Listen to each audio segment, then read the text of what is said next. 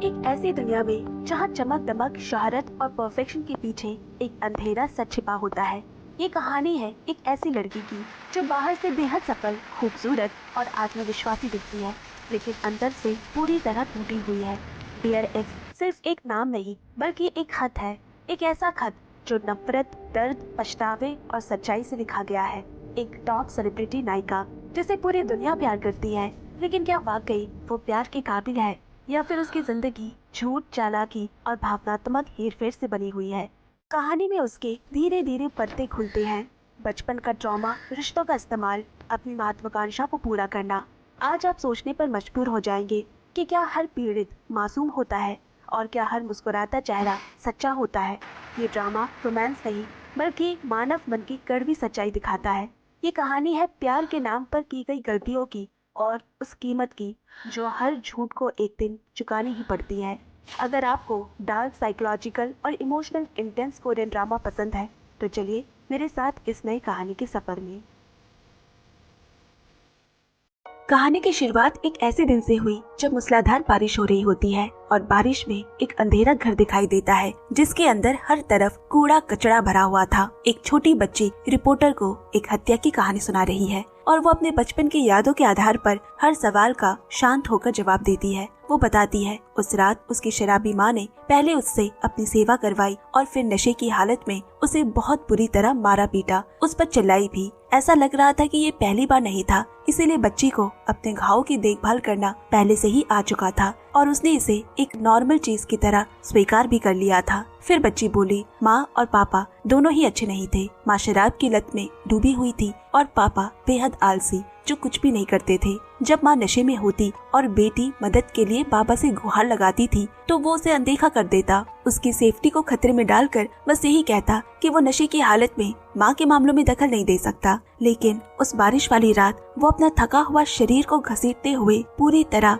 नशे में धुत अपनी पत्नी को एक खड़ी सीढ़ियों वाली गली के बीच ले आया। फिर एक साधारण सा अलविदा कहकर उसे धक्का दे दिया, जिससे वो नीचे गिर पड़ी। बेटी ने ये सब अपनी आंखों से देखा, पर उसके पिता ने अजीब सी मुस्कान के साथ कहा कि वो तो बस नशे में थी ना, और सीढ़ियों से गिर गई। पापा जानते हैं कि तुम उसे बहुत समय से सहन कर रही थी, मैं तुम्हारे लिए एक नई माँ ढूंढ लूंगा। और ये कहते हुए उसे धमकी भी दी कि अगर उसने उसकी बात नहीं मानी तो वो उसे भी नीचे धक्का दे देगा।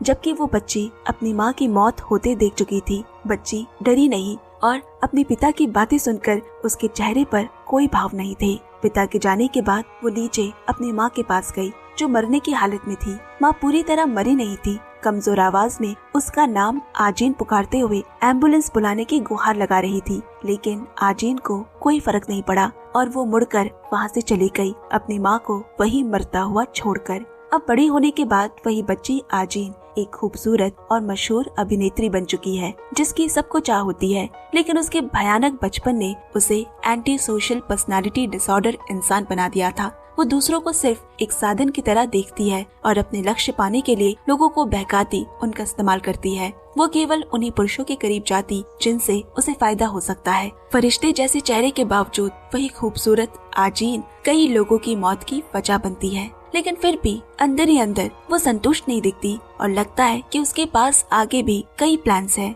अब कहानी फिर उस समय में लौटी जब वो हाई स्कूल में थी। उसकी सुंदरता लोगों को आकर्षित करती तो थी, लेकिन उसमें एक अजीब सी डरावनी झलक भी थी। वो क्लास के एक कोने में अकेली बैठी है। उसके क्लासमेट्स टीचर हो के जन्मदिन की तैयारी में बिजी होते हैं, लेकिन इससे आजीन को कोई मतलब नहीं था। जब पूरी क्लास खुशी खुशी टीचर के लिए बर्थडे सॉन्ग गा रही थी, तभी एक और मेल टीचर अचानक टीचर हो के आगे बढ़ा और इतनी जोर से थप्पड़ मारा कि टीचर गिर पड़ी, और फिर उसके ऊपर फोटोज का एक बंडल फेंका। सभी लोग ये देखने के लिए इकट्ठा हो गए कि उन तस्वीरों में टीचर हो के किसी दूसरे आदमी के साथ सीक्रेटली लिए गए अफेयर्स के फोटोज थे। तुरंत स्कूल के अखबार में ये खबर छाप दी गई। इसके बाद प्रिंसिपल ने टीचर हो को अपने ऑफिस में बुलाकर डांटा और सस्पेंड कर दिया। जो कुछ हुआ उसके बाद टीचर हो हड़बड़ाते और लड़खड़ाती हुई वहाँ से जाने लगी। वो लगभग गिरने ही वाली थी कि तभी अचानक आजीन आगे आकर उसे सहारा देती है और पूछा, क्या आप ठीक है?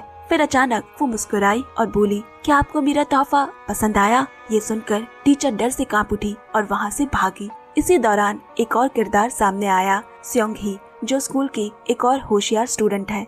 लेकिन वो चाहे जितनी मेहनत कर ले, पूरे ग्रेड्स में उसे हमेशा आजीन के बाद ही सेकंड प्लेस मिलता है। उसने इस बात को लेकर टीचर से सवाल किया, क्योंकि दोनों के नंबर बराबर थे, फिर भी उसे हमेशा सेकंड प्लेस क्यों मिलता है। जांच करने पर स्योंगी को धीरे धीरे एहसास हुआ कि आजीन के टीचर्स के साथ निजी मुलाकातें कुछ सस्पिशियस है और इसी वजह से उसके मार्क्स हमेशा ज्यादा रहते हैं। तो उसने उसे दोस्ती दिखाने की कोशिश की और आजीन से बातें करना शुरू किया, लेकिन आजीन की उस अजीब मुस्कान से वो हर बार सिहर जाती। जब स्योंगी खुद आजीन से सच्चाई जानने की कोशिश की तो आजीन का असली रूप सामने आ गया। टीचर्स और बाकी दोस्तों के सामने वो भोली भाली लड़की बनी रहती थी, लेकिन स्योंगी के सामने वो सच में डरावनी हो जाती। उसने न सिर्फ स्योंगी का फर्स्ट प्लेस छीना, बल्कि हमेशा उसके लिए हर चीज को मुश्किल बना दिया। इस नफरत भरी लड़की से परेशान होकर आखिर स्योंगी ने अपनी अमीर माँ को सब कुछ बता दिया। बाद में पता चलता है कि उसकी माँ ने स्कूल में खूब पैसे लगाए थे ताकि स्कूल के अचीवमेंट्स और टीचर के फेवर खरीदे जा सके। उन्होंने टीचर हो को रिश्वत तक दी, लेकिन फिर भी वो आजीन को टॉप पोजीशन से हिला नहीं पाए। मगर स्योंगी भी कोई सीधी साधी नहीं थी, वो हमेशा मासूम लड़की की तरह बर्ताव करती थी, लेकिन उस नकाब के पीछे वो आजीन से कुछ अलग नहीं थी। वो अपने माँ बाप के पैसे और रुतबे का इस्तेमाल करके स्कूल पर दबाव डालती, साथ ही आजीन के लिए कई मुश्किलें खड़ी करती है। बाद में ये भी सामने आया कि जूनो, जिस लड़के पर स्योंगी को क्रश था, वो पहले ही आजीन के जाल में फंस चुका था। हर दिन स्कूल के बाद वो सीधे आजीन के घर जाया करता। आजीन अकेली रहती थी, इसलिए दोनों हमेशा कपल जैसे रहते।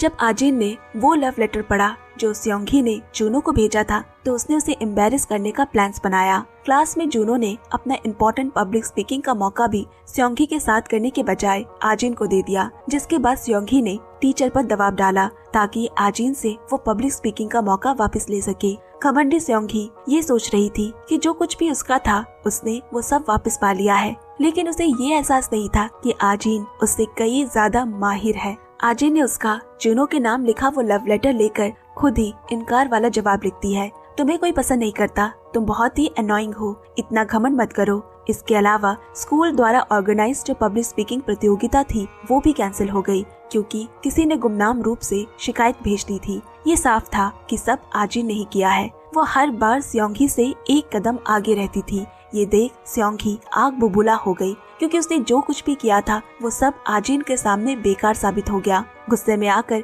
उसने बाथरूम में अपनी माँ को फोन किया, लेकिन तभी अचानक आजीन ने दरवाजा खोला। उसने पूरी बात सुन ली। स्योंगी घमंड से बोली कि आजीन को मिलने वाली सारी सब्सिडीज उसके पिता द्वारा दी गई टैक्स के पैसों से आती है और जानबूझकर आजीन को अनाथ कहकर उकसाने की कोशिश करती है, लेकिन आजीन को कोई फर्क नहीं पड़ा। उसके चेहरे पर वही तिरस्कार भरी मुस्कान थी, जिसे देखकर स्योंगी और भी भड़क उठी।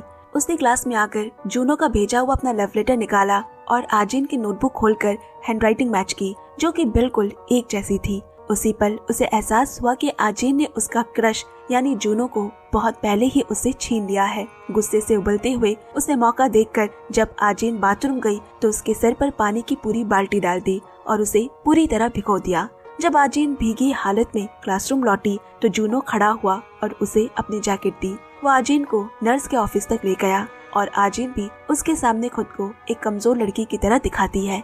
दोनों आमने सामने बहुत नजदीक थे, जैसे एक कपल हो, जबकि वो असल में नहीं थे। इसके बाद हम किम नाम का एक बिगड़ैल कम अकल वाले स्टूडेंट को देखते हैं, जो स्योंगी के दोस्त से ब्याज वसूल करता था। उसे पढ़ाई से कोई मतलब नहीं, ना ही वो टीचर की रिस्पेक्ट करता, हमेशा अपने फोन में लगा रहता और उधार के पैसे वसूलता। इससे पहले आजीन ने उसे चोरी करते हुए पकड़ा था। उसे लगा था कि ये अच्छी स्टूडेंट उसकी शिकायत कर देगी, लेकिन इसके बजाय आजीन ने उसे दोस्ती कर ली ताकि अपने दिमाग में चल रही सारी प्लानिंग को वो धीरे धीरे पूरा कर सके। उसे गंदे पैसों में कोई दिलचस्पी नहीं थी, उसे सिर्फ किम को इस्तेमाल करके अपना काम निकलवाना था। किम भी उसकी सारी बात मानने लगा। उसने उसका फोन नंबर भी बॉस के नाम से सेव कर लिया, क्योंकि आजीन की चालाकी से वो पैसे कमा पा रहा था। लेकिन दुर्भाग्य से एक दिन क्लास के दौरान टीचर ने उसकी नोटबुक छू ली, जिसमें उसके कर्जदारों के नाम लिखे थे। वो घबरा गया और पकड़े जाने के डर से वहाँ से भाग गया। भागते समय उसका फोन गलती से स्योंगी के पैरों के पास गिर गया और उससे भी बुरा ये था कि फोन में कोई पासवर्ड नहीं था। सारी बातें पूरे स्कूल के सामने एक्सपोज हो गई और ये खबर आजीन तक भी पहुंची। वो स्कूल के एक छिपे हुए कोने में अकेली जाती है, जो असल में आजीन और किम के मिलने की सीक्रेट जगह थी। किम हकलाते हुए बोला कि वो पर्दे के पीछे की आजीन की असली पहचान किसी को नहीं बताएगा। अपनी बात पूरी करने से पहले ही अचानक आजीन ने उसे कसकर गले लगा लिया। यहाँ आजीन सिर्फ उसकी भावनाओं से खेल रही थी, इसीलिए उसने ये साइकोलॉजिकल चाल चली। उसे पता था कि किम का पिता उसे मारता है, इसीलिए आजीन ने उसे सलाह दी कि आजाद होने के लिए उसे अपने पिता से फाइट बैक करना चाहिए। हालांकि किम एक गुंडा था, लेकिन फिर भी वो एक सीधा साधा लड़का था। उसने साफ मना कर दिया। आजीन उससे मीठी मीठी बातें करती रही, जिससे जूनो भी खुद को रोक नहीं पा रहा। इसी दौरान दोनों की पर्सनल बातों को सियोंगी काफी देर से पीछे छिपकर सुन रही थी। उनकी बातें जानकर वह हैरान होने के साथ साथ चेहरे पर उसके एक संतोष भरी मुस्कान भी आई, ये सोचकर कि अब वो आजीन पर भारी पड़ सकती है। लेकिन इससे भी ज्यादा हैरानी ये थी कि ऊपर से जूनो सियोंगी को चोरी छिपे बातें सुनते देख रहा था। अब इसके बाद आजीन अपने दूसरे दोस्तों के साथ कैफेटेरिया लौट आई। वो हंसते हुए खाना खा रही थी कि अचानक सियोंगी ने दूध का पूरा डिब्बा सीधा आजीन के प्लेट पर डाल दिया, जिससे दूध हर तरफ फैल गया। भीड़ से भरी जगह में अपना असली चेहरा बेपर्दा नहीं कर पाने के कारण आजीन चुपचाप सब सह लेती है। जब आजीन वहाँ से उठकर जाने लगी तो सीढ़ियों के पास सियोंगी उसके पीछे पीछे आई। तभी अचानक आजीन का फोन बजा। पता चला कि सियोंगी किम के फोन से उसे कॉल कर रही है। सियोंगी को बहुत पहले ही पता चल गया था कि किम के पीछे असली दिमाग आजीन ही है, इसीलिए वो आत्मसंतुष्ट होकर ये सोच रही थी कि अब वो अपनी राइवल पर भारी पड़ गई है। लेकिन तभी पीछे से अचानक जूनो ने सियोंगी को उससे प्राइवेट में बात करने के लिए बुला लिया और इस तरह उसने सियोंगी को आजीन से सीधा भिड़ने से बचा लिया। ये तो साफ नहीं था कि आजीन और जूनो ने क्या प्लानिंग बनाई थी, लेकिन जूनो सियोंगी को अलग बुलाता है और उससे अपने दिल की बात कहता है। क्योंकि सियोंगी जूनो को बहुत पहले से ही पसंद करती थी, इसीलिए उसे जरा भी शक नहीं हुआ। वो तो खुशी से घबराते हुए बोल भी नहीं पा रही थी। जूनो ने बस इतना कहा, तुम जानती हो कि मैं और आजीन बहुत पुराने दोस्त हैं, इसलिए अगर तुम सच में मुझे पसंद करती हो और हम डेट कर रहे हैं तो मैं चाहता हूँ कि तुम आजीन को परेशान ना करो। प्यार में अंधी सियोंगी को कोई शक नहीं हुआ और उसने बात मान ली। ये सोचकर कि जूनो दिल से बोल रहा है। दूसरी ओर आजीन की हालत भी कुछ बेहतर नहीं थी। बस एक सेंटेंस, मुझे अभी तुम्हारी जरूरत है, इतना कहना ही काफी था कि किम पूरी रफ्तार से उसके पास दौड़ा चला आया। ये फिर से एक मैनिपुलेशन था, लेकिन जब मैनिपुलेटर आजीन हो तो हर कोई उसमें फंस ही जाता है। आजीन के बस कुछ आंसू ही काफी थे और किम उसके लिए कुछ भी करने को तैयार हो जाता। सब कुछ आजीन के प्लान के मुताबिक ही चल रहा था। तो अगले दिन आजीन ने सियोंगी के पास उसका लॉकर खोलते समय बात करने का बहाना बनाया और चुपचाप उसके लॉक का पासवर्ड देख लिया। इसके बाद उसने किम को मैसेज कर कोई प्लान लागू करने को कहा। फिर जिम क्लास के वक्त जूनो ने सियोंगी को बहला फुसला कर बीमारी का नाटक करने को कहा ताकि दोनों क्लास में अकेले कुछ समय बिता सके। ये सोचकर कि अब वो एक हैंडसम लड़के के साथ वक्त बिताएगी, सियोंगी तुरंत मान गई और जिम क्लास में पेट दर्द का बहाना बनाकर जूनो के साथ चली गई। दूसरी तरफ आजीन आर्ट टीचर को लुभाकर अपने पीछे पीछे ले आती है। वो उसके सामने हाथ कांपने का नाटक करती है ताकि टीचर उसका हाथ पकड़े और फिर इशारों इशारों में ट्रू लव की बातें करती है। उस समय सियोंगी क्लास के पास पहुंची ही थी कि उसने आजीन की सारी बातें सुन ली, जबकि असल में आजीन बहुत अस्पष्ट बातें कर रही थी, जैसे कि उसके और टीचर के बीच कुछ है, लेकिन ऐसा था नहीं। चूँकि उसे पता था कि सियोंगी दरवाजे के बाहर खड़ी है, इसीलिए उसे जानबूझकर ऐसी बातें कही। अब इधर जिम क्लास के बाद जब सब वापस आए तो उन्होंने देखा कि सियोंगी खाली जहन से बैठी हुई है, लेकिन वहाँ सभी के बैग खंगाले जा चुके थे और जिस लड़की के पास क्लास फंड का पैसा रखा था वो भी गायब था। तुरंत सबका शक सियोंगी पर गया, क्योंकि जिम क्लास के दौरान वही अकेली क्लास में थी और इसीलिए सबसे बड़ी सस्पेक्ट भी बन गई। हालांकि उसने तर्क दिया कि क्लास का दरवाजा बंद नहीं था, लेकिन जिस लड़की के पास चाबी थी उसने आगे बढ़कर कहा, उसने तो दरवाजा बंद किया था। इससे कुछ देर पहले ही दिखाया गया कि जूनो ने जानबूझकर उसी चाबी वाले लड़के के पास जाकर उसे उकसाया और कहा था, अगर क्लास में चोरी हो गई तो क्या ये तुम्हारी गलती नहीं होगी कि तुमने दरवाजा बंद नहीं किया। जूनो की इस बात ने उस लड़के को ये मानने नहीं दिया कि उसने दरवाजा बंद नहीं किया था, क्योंकि ये बात उसके अलावा किसी को पता नहीं थी। एक और सबूत मिलने पर अब पूरी क्लास का शक सियोंगी पर जाता है। मजबूर होकर वो खड़ी हुई और जोर जोर से कहने लगी कि उसने नहीं लिया है कुछ। फिर वो बेबाक होकर कहती है, अगर तलाशी भी ली जाए तो कुछ भी नहीं मिलेगा, और उसने अपना पूरा बैग उल्टा दिया ताकि साबित कर सके। तभी किम ने आग में घी डालते हुए कहा, अभी भी उस लॉकर की जांच नहीं हुई है जिस पर ताला लगा है। गुस्से में सियोंगी उससे बहस करने लगी और उसकी बात सुने बिना वो आगे आकर खड़ी हो गई। किम उसे एक तरफ धक्का देकर लॉकर का ताला तोड़ता है और अंदर से उसने अपना चोरी किया हुआ वही फोन और पहले गायब हुई क्लास प्रेसिडेंट की कुछ चीजें निकाली। इससे भी हैरानी की बात ये थी कि क्लास फंड के पैसों का लिफाफा भी वही था।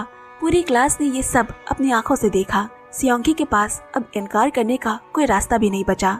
आजिन पीछे खड़ी हुई और ताना मारते हुए बोली, रो मत, अभी सब खत्म नहीं हुआ है। जिससे सियोंगी और भी ज्यादा गुस्से में चीखने चिल्लाने लगी। वो आजिन के ऊपर आरोप लगाने लगी कि वो किम के जरिए कर्ज वसूली से लेकर मैसेज करने तक हर चीज की मास्टरमाइंड वही है। लेकिन किसी ने उस पर भरोसा नहीं किया क्योंकि किम ने किसी तरह दोनों के बीच की सारी मैसेजेस डिलीट कर दिए थे, क्योंकि वो किम ही था जिसने पैसे और बाकी चीज लेकर सियोंगी के लॉकर में डाले थे। अब खुद को फंसाया गया देखकर और किसी को अपनी सिचुएशन समझा नहीं पाने पर सियोंगी और ज्यादा भड़क गई, क्योंकि जो सबूत उसने देखे थे वो सब जानबूझकर आजिन ने उसे दिखाए थे। शोर सुनकर टीचर भी वहाँ आ गए और तब सियोंगी को लगा कि उसे कोई सहारा मिल गया है। एक और बार उसने फिर से आजिन पर टीचर के साथ सच्चे प्यार का आरोप लगाया, जिसका इंग्लिश मीनिंग होता है ट्रू लव। मगर टीचर ने ये साफ करते हुए कहा कि ट्रू लव काउंसलिंग सेंटर का नाम है, ना कि उनके बीच कोई रिश्ता। इस पॉइंट पर सबको लगा कि सियोंगी पागल हो गई है, इसीलिए कोई उसकी बात पर यकीन नहीं करता। पूरी तरह बेबस होकर वो अब अपने प्यार जूनो के पास मदद के लिए गई और सबको बताया कि वो क्लास में जूनो का इंतजार करने गई थी, लेकिन जूनो के पास ऑलरेडी एक गवाह था कि वो जिम क्लास के दौरान मैदान में ही था। इसके बाद उसने सियोंगी के कान में धीरे से कहा, मैंने तुम्हें पहले ही वार्निंग दी थी कि आजिन से दोबारा मत उलझना। उसी पल सियोंगी को एहसास हुआ कि शुरू से ही आजिन उसे अपनी उंगलियों पर नचा रही थी और उसके जीतने का कोई रास्ता नहीं था। बाद में ये मामला इंटरनेट पर पूरा फैल गया, जिससे सियोंगी और उसके पिता की बुरी तरह बदनामी होती है। ऑनलाइन कम्युनिटी के दबाव के चलते स्कूल को आखिरकार सियोंगी को सस्पेंड करने का फैसला लेना पड़ा। जिस दिन वो स्कूल के गेट से बाहर निकली, वहाँ आजिन पहले से खड़ी उसका इंतजार कर रही थी। जब वो आजिन के साथ अकेली थी, उसे महसूस हुआ कि आजिन का असली चेहरा कितना डरावना है, क्योंकि कम उम्र से ही आजिन अपने पहले एक्स को भी अपने रास्ते से साफ कर चुकी थी और सियोंगी भी उन्हीं एक्स में से एक थी। अब इसके बाद आजिन आराम से बैठकर अपनी माँ के राख के कलश से बातें कर रही थी। उसने स्कूल में हुए हर एक किस्से, अपने दोस्तों और टीचर की बातें दोहराई और फिर खुशी खुशी हंसने लगी। असलियत तो ये थी कि आजिन ने दूसरे के सामने जो कुछ भी किया वो सब एक झूठ था। उसने इतने बेबाक तरीके से झूठ कहा कि सब ने उस पर पूरा भरोसा कर लिया। शुरू से ही आजिन ने अपने मकसद को पाने के लिए हर तरीका अपनाया, बिना किसी भी चीज की परवाह किए। माँ, मैं ऊपर चढ़ने के लिए हर किसी को कुचल दूंगी और तुम बस वही खड़े होकर देखते रहो ताकि तुम्हारी मौत कम नाइंसाफी लगे। अब ये सामने आता है कि आजिन का वो निर्दय बाप ही अपनी पत्नी को धक्का देकर उसे मारने वाला इंसान है, और वो भी किसी दूसरी औरत के चक्कर में। अंतिम संस्कार के वक्त वो सबके सामने मगरमच्छ के आंसू बहा रहा था, जैसे उसे अपनी पत्नी से कितना प्यार था, लेकिन ठीक उसके बाद ही उसने एक अमीर औरत को देखकर आंख मारी। अब आजिन को मजबूरी में अपने अमीर सौतेली माँ के घर जाना पड़ा, जबकि वो बिल्कुल जाना नहीं चाहती थी। और शौक तो तब लगा जब देखा कि उसकी सौतेली माँ की पहली शादी से एक बेटा था, जो कि असल में होता है जूनो। इससे भी ज्यादा घिनौनी बात ये थी कि आजिन का पिता और सौतेली माँ मिलकर उसे गंदे फिल्म में फिल्माने का प्लान बना रहे थे, ताकि गंदे तरीके से पैसे कमा सके और फिर आजिन को किसी अनाथालय भेज देंगे। उस छोटी सी उम्र में ही आजिन ने ये सब सुन लिया था और उसे अपने इस निकम्मे पिता से दिल से नफरत हो गई थी। अब कहानी दोबारा लौटी उस पल पर जब आजिन ने सियोंगी को सबक सिखाया था। सियोंगी गुस्से से भरी हुई थी और स्कूल छोड़ देने का मन बना चुकी थी। जब वो एक कंस्ट्रक्शन साइट के पास पहुंची तो वहाँ एक लाल कपड़े पहने बिखरे बालों वाला आदमी रास्ता रोककर खड़ा हो गया। सियोंगी उसे बचने की कोशिश करती है, क्योंकि उसे उस गंदे आदमी से कोई वास्ता नहीं रखना था। लेकिन तभी उस आदमी को वो आजिन का पिता फोन पर कहते हुए सुन लेती है। उसी समय यहाँ दूसरी तरफ आजिन किम के साथ थी, जब अचानक उसके दोस्त का फोन आया कि उसका पिता स्कूल आया है, जो स्कूल के कॉरिडोर में हंगामा करते हुए उसी गंदी हालत में आजिन का नाम चिल्लाते हुए घूम रहा था। सब हैरान थे, क्योंकि किसी को यकीन नहीं हो रहा था कि ये परफेक्ट स्टूडेंट आजिन का पिता हो सकता है। तभी जूनो दौड़कर वहाँ पहुँचा और उसे पापा कहकर बुलाया, फिर उसे बाहर चलकर बात करने को कहा। लेकिन वो आदमी जिद पर अड़ा रहा और तब तक बाहर जाने से मना करता है जब तक कि जूनो उसे पैसे देने का वादा नहीं करता। दूर खड़ी आजीन ये सब देखती है। वो अपमान से भरकर बस रो सकी और मुड़कर वहाँ से चली गई। असल में वो निकम्मा पिता सिर्फ अपनी नई पत्नी के बेटे से पैसे मांगने आया था। उसे अपनी बेटी की कोई परवाह नहीं थी। पैसे देने के बाद जूनो उसे सख्त लहजे में चेतावनी देता है कि आगे से वो दोबारा ना तो स्कूल और ना ही आजीन के सामने दिखे। लेकिन वो आदमी अकड़ में बोला, कानून की नजर में आजीन अभी भी मेरी बेटी है, इसीलिए फैसला करने का हक मेरा है, ना कि तुम्हारा। इतना ही नहीं, उसने धमकी भी दी कि अगर जूनो ने बाकी पैसे नहीं दिए तो वो आजीन को बेच देगा। फिर उसने आजीन और जूनो के रिश्ते पर भी तंज कसा। अच्छा है कि तुम दोनों एक दूसरे का सहारा बने हो। तुम तुम्हारी माँ जैसे नहीं हो, कम से कम तुम्हारे कुछ उसूल तो है। ये सुनते ही जूनो की आंखें गुस्से से लाल हो गई। वो आदमी चुपचाप वहाँ से चला गया। किसी को पता नहीं चला कि उसने कब आजीन को भी वहाँ बैठा हुआ देख लिया था। वो आगे बढ़ा, आजीन के सिर पर बेहद अपनापन दिखाते हुए किस किया और मोटी रकम मिलने के बाद एक भद्दी सी मुस्कान के बाद वहाँ से चला गया। घिनौने और बदहाल पिता से दोबारा मिलकर आजीन वही सुन होकर बैठी रह गई। तभी एक महिला उससे बात करने आई जो एक एंटरटेनमेंट कंपनी की डायरेक्टर होती है। उसने कहा कि वह आजीन को एक्ट्रेस बनाना चाहती है, लेकिन उस समय आजीन के दिमाग में इतनी भी शक्ति नहीं बची थी कि वो इस बारे में सोच सके, तो उसने साफ मना कर दिया और वहाँ से चली गई। इसके बाद किसी दर्शकों के लिए भी बिल्कुल सुकून भरे नहीं होंगे। इधर किम को जब उसके छोटे भाई से एक डेस्परेट टेक्स्ट मिला कि घर पर पापा पागलों की तरह बर्ताव कर रहे हैं, तो वो सीधा घर भागा। उसने देखा कि उसके पिता हाथ में चाकू लिए उसके छोटे भाई को मारने ही जा रहा था। वो पूरी तरह पागल हो चुके थे। उन्हें लगता था कि उसके बेटे की आत्मा पर शैतान ने कब्जा कर लिया है, इसीलिए वो उसे मारकर उसे बचाने जा रहा है। ये देखकर किम रोता हुआ उसके पास दौड़ा और गिड़गिड़ाकर अपने पिता से ऐसा ना करने की विनती करने लगा। यहाँ तक कि वो कहता है कि छोटे भाई की जगह मुझे चाकू मार दो। इसके बाद दोनों के बीच चाकू को लेकर हाथापाई हुई, लेकिन दुर्भाग्य से दोनों का संतुलन बिगड़ा और वो दोनों गिर पड़े। पिता के हाथ में पकड़ा चाकू बेटे के वजन से उसके ही सीने में धंस गया, जिससे उसके पिता की वही मौत हो जाती है। ये समझते ही कि अभी क्या हुआ, किम फूट फूट कर रो पड़ा और अपने मासूम छोटे भाई को देखता रहता है। दोनों भाई बस एक दूसरे को बेबस भरी नजरों से देख रहे थे। दूसरी तरफ उसी समय जूनो आजीन के पीछे दौड़कर आया और उसे भरोसा दिलाता है कि उसने सब कुछ संभाल लिया है। इधर आजीन की आंखें खून से लाल थी, क्योंकि उसके लिए उस मनहूस पिता से दोबारा मिलना उसके बचपन की सारी काली यादों को फिर से जगा गया था। जब जूनो ने पूछा कि सियोंगी को कैसे पता चला कि वो तुम्हारे पिता है, तो आजीन ने बेपरवाही से जवाब दिया, उसका भी इंतजाम हो चुका है। उस वक्त सियोंगी को उसके क्लासमेट्स बेरहमी से पीट रहे थे, क्योंकि उन्होंने उसकी वो नोटबुक पढ़ ली थी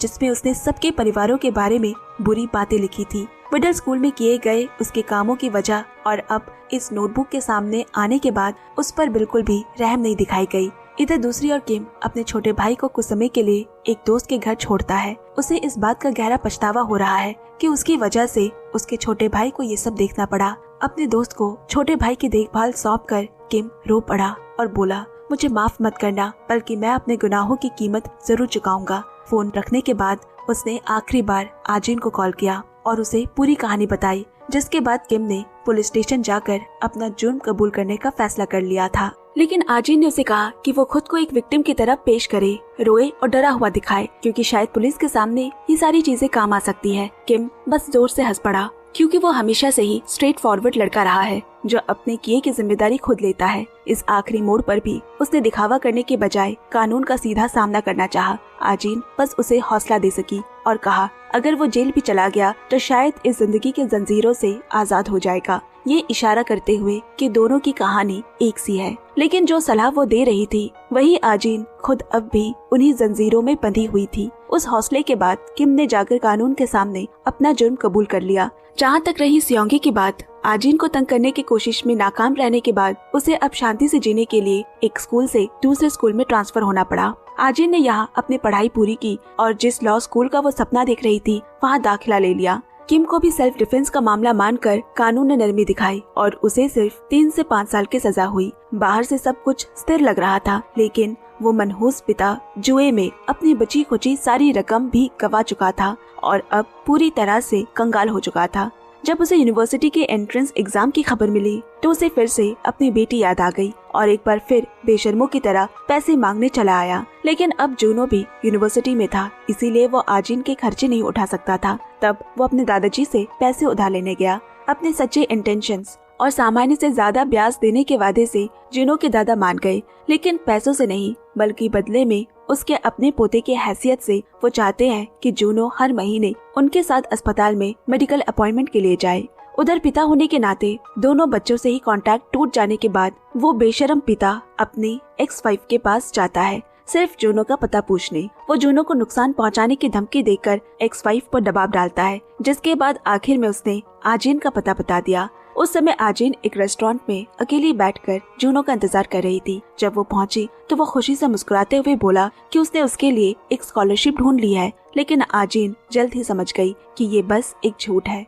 फौरन जूनो उसे काफी हिम्मत देते हुए बोला कि वो बस अपनी पढ़ाई पर ध्यान दे, बाकी सारी चीजें वो संभाल लेगा। जिसके बाद आजिन हंसती है। जब आजिन घर पहुंची और जैसे ही उसने दरवाजा खोला, देखा कि उसका मनहूस पिता ना जाने कब से अंदर बैठा उसका इंतजार कर रहा था। आजिन ने पुलिस को फोन करने के लिए मोबाइल निकालना चाहा, लेकिन उसने झपट कर फोन छीनकर फेंक दिया। उसका एकमात्र मकसद पैसा था। वह आजिन के जेबें टटोलने आगे बढ़ा तो आजिन उसे जोर से धक्का देकर दूर कर देती है। इससे उसका पिता और भड़क उठा और पूरी ताकत से आजिन को पीटने लगा। आजिन बेबस होकर जमीन पर गिर गई और मार खाती रही। जूनो ने जो अभी अभी उसे पैसों का बैग दिया था उसे छीन लेने के बाद वो मुस्कुराता है और जाते जाते उसे और कुछ लाते मारता है।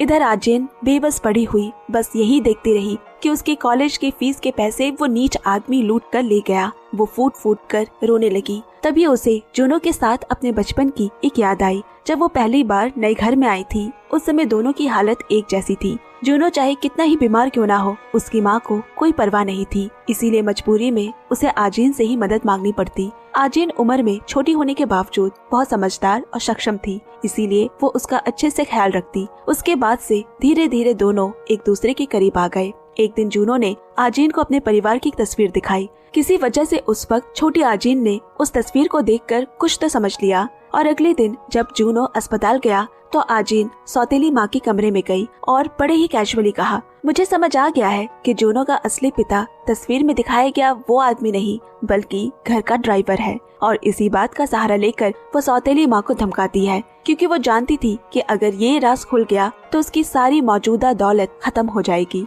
आजिन ने बस हल्के से याद दिलाया कि उसे अनाथालय भेजने का इरादा छोड़ दे और उसके लिए कुछ नए कपड़े खरीद लाए। ऊपर से भले ही ऐसा लग रहा था कि अब वो जूनो के साथ शांति से रह सकेगी, लेकिन नहीं। आजिन ने अपने पिता और सौतेली माँ की निर्दयता को कम आंका था। उसी रात उन्होंने उसे घर से हटाने की योजना बना ली। कौन जानता था कि वो उसे किस नर्क जैसी जगह भेजने वाले थे। जैसे ही उसने सौतेली माँ के चेहरे के भाव देखे, वो उसके इरादे समझ गई। सौतेली माँ के हाथों से बचने की कशाकश में भागने की कोशिश करते हुए वो किसी तरह कमरे में सो रहे जूनो को आवाज देने में कामयाब हो जाती है। और यही घटना जूनो की जिंदगी की सबसे डरावनी याद बन गई। अपने ही माँ के हाथों आजिन को पानी में डुबोते हुए जो दृश्य उसने देखा था वो बरसों तक उसे सताता रहा। इसके बाद उसकी माँ जूनो को इस तरह अपनी ऐसी हालत में देखने पर वो सदमे में थी। तभी आजिन ने मौका पाकर जूनो को साथ खींचते हुए भागना शुरू किया। आजिन खिड़की पर चढ़ गई ताकि उसके दोस्त को पुलिस को फोन करने का समय मिल सके। सौतेली माँ भी पीछे से आई और लगातार उसे कूदने से मना करती रही, लेकिन चूंकि आजिन ने अपनी माँ को उसी ऊंचाई से गिरते हुए देखा था, वो मरी नहीं थी, इसलिए कूदने से पहले उसने जोर से कहा, मैं इतनी आसानी से नहीं मरूंगी, मैं बहुत किस्मत वाली हूँ और बिल्कुल अपनी माँ जैसी हूँ। यही कहते हुए वो छोटी बच्ची आजिन ने अपनी आंखें बंद की और खिड़की से नीचे कूद गई। सौभाग्य से उसे कोई गंभीर चोट नहीं आई। शायद पुलिस समय पर पहुंच गई थी, इसीलिए वो दोनों निर्दयी लोग उसका कुछ भी नहीं बिगाड़ सके। आजिन को अस्पताल में भर्ती किया गया। जूनो पूरे वक्त उसके पास रहा, उसके होश में आने का इंतजार करता रहा। सब कुछ बीत जाने के बाद जूनो को आखिरकार समझ आ गया कि वो कहानी जिसका जिक्र आजिन ने किया था, उसमें एक्स नाम का किरदार उसकी अपनी ही माँ थी। अब वो पूरी तरह आजिन पर भरोसा करता था और उस निर्दयी माँ के लिए उसके दिल में जरा भी प्यार नहीं बचा। अब आज में कहानी लौटी। आजिन एक बार फिर अस्पताल के बिस्तर पर लेटी हुई है और जूनो उसकी देखभाल कर रहा है। होश में आने पर आजिन ये जानकर घबरा गई कि वो 3 दिनों तक बेहोश थी। उसने घबराहट में यूनिवर्सिटी में फोन किया, लेकिन दुर्भाग्य से एडमिशन की फीस जमा करने की आखिरी तारीख निकल चुकी थी। अब उसके पास लॉ स्कूल में भर्ती होने का कोई रास्ता नहीं बचा। वो कुछ देर तक सन्न रह गई, लेकिन फिर भी अपने दोस्तों के साथ high school graduation ceremony attend करने जाती है। उस दिन सभी बहुत खुश थे, मगर वो अकेली थी जो मुस्कुरा नहीं पा रही थी। इतनी मेहनत के बाद भी सब कुछ उसके मनहूस पिता ने छीन लिया और वो बस चुपचाप बैठकर अपने दोस्तों को खुश होते देख रही थी। जूनो पूरे कैंपस में उसे ढूंढता है, लेकिन आत्मविश्वास से भरी वो लड़की कहीं खो गई है, दिखाई नहीं दे रही। उसकी माँ मुस्कुराते हुए अपने बेटे को बधाई देती है, मगर असल में वो बस ये जानना चाहती थी कि क्या उसके दादाजी ने उसे कोई तोहफा दिया है या नहीं। अचानक जब जूनो ने आजीन को पीछे से देखा तो उसने अपनी माँ पर ज्यादा ध्यान नहीं दिया और बर्फ से ढकी सफेद सड़क पर आजीन के पीछे दौड़ पड़ा। उसी पल में जब आजीन को लगने लगा था कि उसका भविष्य खत्म हो चुका है, उसने एक आदमी को सड़क पर एक चोर का पीछा करते हुए देखा और आजीन के चेहरे पर हल्की सी मुस्कान आ गई। उसने सोचा, अगर मैं उस आदमी से उस समय ना मिली होती तो उसकी जिंदगी बिल्कुल अलग होती। आजीन और जूनो चुपचाप सड़क पर खड़े होकर उस आदमी को, उस बदमाश को पकड़ते हुए देख रहे थे। उसकी बहादुरी देखकर आजीन को अंदर ही अंदर अच्छा लग रहा था और उसके होठों पर मुस्कान आ गई। उसी मौके पर उसने उस आदमी से मुलाकात की और उसकी कॉफी शॉप पर नौकरी मांगी। उसका नाम चोई है। उस समय जूनो के दिमाग में ये सोच आया। उसे समझ नहीं आ रहा कि आजीन और उस आदमी की मुलाकात सिर्फ एक इत्तेफाक थी या पहले से तय की गई थी। उससे बात खत्म करने के बाद आजीन जूनो के पास लौटी और बताया कि उसे अब काम मिल गया है। अपने पिता से अब उसे डरने की जरूरत नहीं। उसे दूर रखने के लिए वो उसे पैसे देती रहेगी। मगर ये सुनकर जूनो परेशान हो गया। वो घर लौटा और सीधे माँ से घर छोड़कर अलग रहने की बात कहता है, जिससे उसकी माँ बुरी तरह चौंक उठी और उसे तरह तरह की वजह पूछने लगी। इसी वजह ने अनजाने में ही माँ और बेटी के बीच का टकराव चरम सीमा पर पहुँचा दिया। माँ की किसी भी बात की परवाह किए बिना जूनो वहाँ से चला गया और उसकी माँ जमीन पर बैठकर नफरत भरे शब्द बुदबुदाती रह जाती है कि ये सब उसी लड़की की वजह से हुआ है, तुम एक शैतान हो। यहाँ चोई की कॉफी शॉप पर आजीन के काम के शुरुआती दिन काफी अच्छे रहे। अपनी सुंदरता की वजह से वो सबका ध्यान अपनी ओर आकर्षित कर लेती। जैसे कि 2 लड़के कस्टमर आजीन से फ्लर्ट करने लगे, लेकिन उसने उन्हें पूरी तरह नजरअंदाज कर दिया, जिससे कि दोनों ही शर्म से लाल हो गए। यही नहीं, आजीन की शानदार तस्वीरें और उसकी बेहतरीन खूबसूरती इंटरनेट पर भी फैलने लगी। हर कोई उसकी खूबसूरती की तारीफ और उसे पसंद करने लगे। संयोग से एक विकृत सोच वाला आदमी जो चोरी छिपे उसकी तस्वीरें लेकर गंदी हरकतों के लिए इस्तेमाल करता था, उसने भी ये नोटिस कर लिया। उस रात जब दुकान बंद करने की तैयारी चल रही थी और सब लोग सफाई कर रहे थे, तभी वो आदमी अचानक आ पहुंचा। उसने आजीन के कलीग से पूछा कि क्या आजीन घर जा चुकी है और उससे मिलने की इच्छा जताई, पर दुकान बंद हो चुकी थी, इसीलिए उसे अगले दिन आने को कहा गया। दुकान से बाहर निकाल दिए जाने पर वो बेहद झुंझला गया और उसी वक्त आजीन का पीछा करने लगा। अकेली जाती हुई उसे देखकर वो तेजी से आगे बढ़ा, उसके साथ कुछ गलत करने के इरादे से, लेकिन उसे उम्मीद के उल्टे कड़ा जवाब मिला।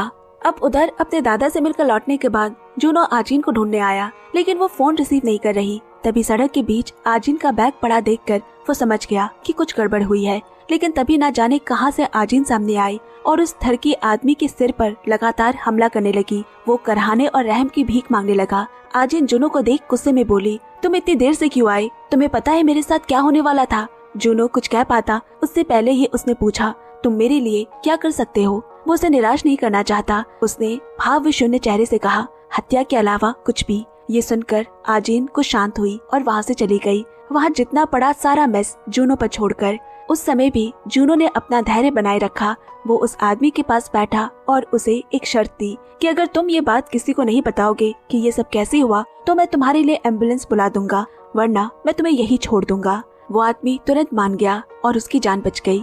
अगर आज जूनो सही वक्त पर नहीं पहुंचा होता तो शायद वो आदमी आजीन के हाथों जिंदा न बचता। अभी अभी हुई मानसिक झटके के बाद आजीन घर लौटी कि उसने अपने वहशी पिता के फोन पर बातचीत सुन ली, जो बस उसे पैसे कमाने का एक साधन समझता था और अपने फायदे के लिए उसे बेच देने तक को भी सोच रहा था। आजीन के मन में अपने पिता के लिए नफरत चरम पर पहुंच गई थी।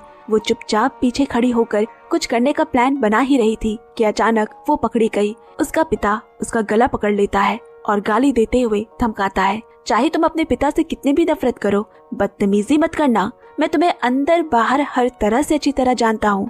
उसे डराने के बाद वो वहाँ से चला गया और आजीन कांपती हुई आंसू बहाते हुए पागलों की तरह हंसने लगी। वो हंसी खुशी की नहीं थी, बल्कि गहरे दुख से भरी हुई थी। जब तक जूनो वहाँ पहुँचा बहुत देर हो चुकी थी। आजीन के निर्दयी पिता से सामना होने पर वो बस चुपचाप खड़ा उसकी बातें सुनता है। जो उस लड़की के साथ इतने सालों से रहा है, उसके नाते मैं तुम्हें सलाह देता हूँ कि उससे दूर रहो। वो लड़की नॉर्मल नहीं है। आजीन के पिता की कही बात को अनसुना कर जूनो फिर भी दौड़कर आजीन के पास गया और उसे कसकर सीने से लगा लिया। आजीन, मुझे हैंडल करने दो। जूनो की ये बात सुनकर आजीन की आंखों के कोनों से बेबसी के आंसू छलक आए। अब अगली सुबह जब आजीन कॉफी शॉप पर काम पर लौटी तो मालिक चोई ने उसकी गर्दन पर पड़े निशान के बारे में पूछा। अगर कोई परेशानी है तो खुलकर बताओ, सब कुछ अकेले मत सहो। ये कहकर वो उसे हंसाने के लिए अपनी फाइटिंग स्किल दिखाता है और बोला, अगर कभी जरूरत पड़े तो मुझे फोन करना, मदद के लिए तुरंत आ जाऊंगा। ये सुनकर कल से चल रही भयानक घटनाओं के बावजूद आजीन किसी तरह हल्के से मुस्कुराती है। उधर जूनो अब आजीन के वहशी पिता का पीछा कर रहा होता है। आजीन ने अपने पिता के बारे में जो भी अच्छी बातें कही थी, उसके उल्टा ना वो कोई दफ्तर में काम करने वाला आदमी था, बल्कि एक विकृत सोच वाला इंसान था। उसका असली काम पब्लिक प्लेसेस पर सीसीटीवी कैमरा लगाकर महिलाओं की चोरी छिपे वीडियो बनाना था। जूनो उसके सारे गंदे कामों को रिकॉर्ड कर लेता है। जब आजीन के पिता को एहसास हुआ कि उसे किसी ने पकड़ लिया है तो वो घबराकर वहाँ से भागता है, लेकिन जूनो ने उसे आसानी से भागने नहीं दिया और साथ साथ पुलिस को फोन करके मौके पर बुला लिया। अब चारों तरफ से घिर जाने पर वो बस विरोध ही कर सकता है। दोनों के बीच हाथापाई हुई, लेकिन आखिर में वो जूनो के ताकत के सामने हार जाता है। फिर उसने कांपते हुए हाथों में एक बड़ा सा ईंट उठाया, मानो जैसे आजीन की बदकिस्मती दूर करने के लिए जूनो उस दरिंदे पिता को मार देना चाहता हो, लेकिन उसमें इतना साहस नहीं था। आखिरकार पुलिस पहुंची और आजीन की आंखों के सामने जूनो और उसके वहशी पिता दोनों को थाने ले जाया गया। पुलिस स्टेशन में जांच की प्रक्रिया के बाद ये निष्कर्ष निकाला गया कि वो दोनों कभी सौतेले भाई बहन थे। पेरेंट्स के तलाक के बाद जूनो हमेशा आजीन का पीछा करता रहा। ये बात जानने के बाद और इसका विरोध करने पर आजीन के पिता को जान से मारने की धमकी दी गई और उस पर झूठे आरोप भी लगाए गए। इस वक्त आजीन अपने वहशी पिता के पक्ष में खड़ी हो गई। ये देख जूनो पूरा टूट गया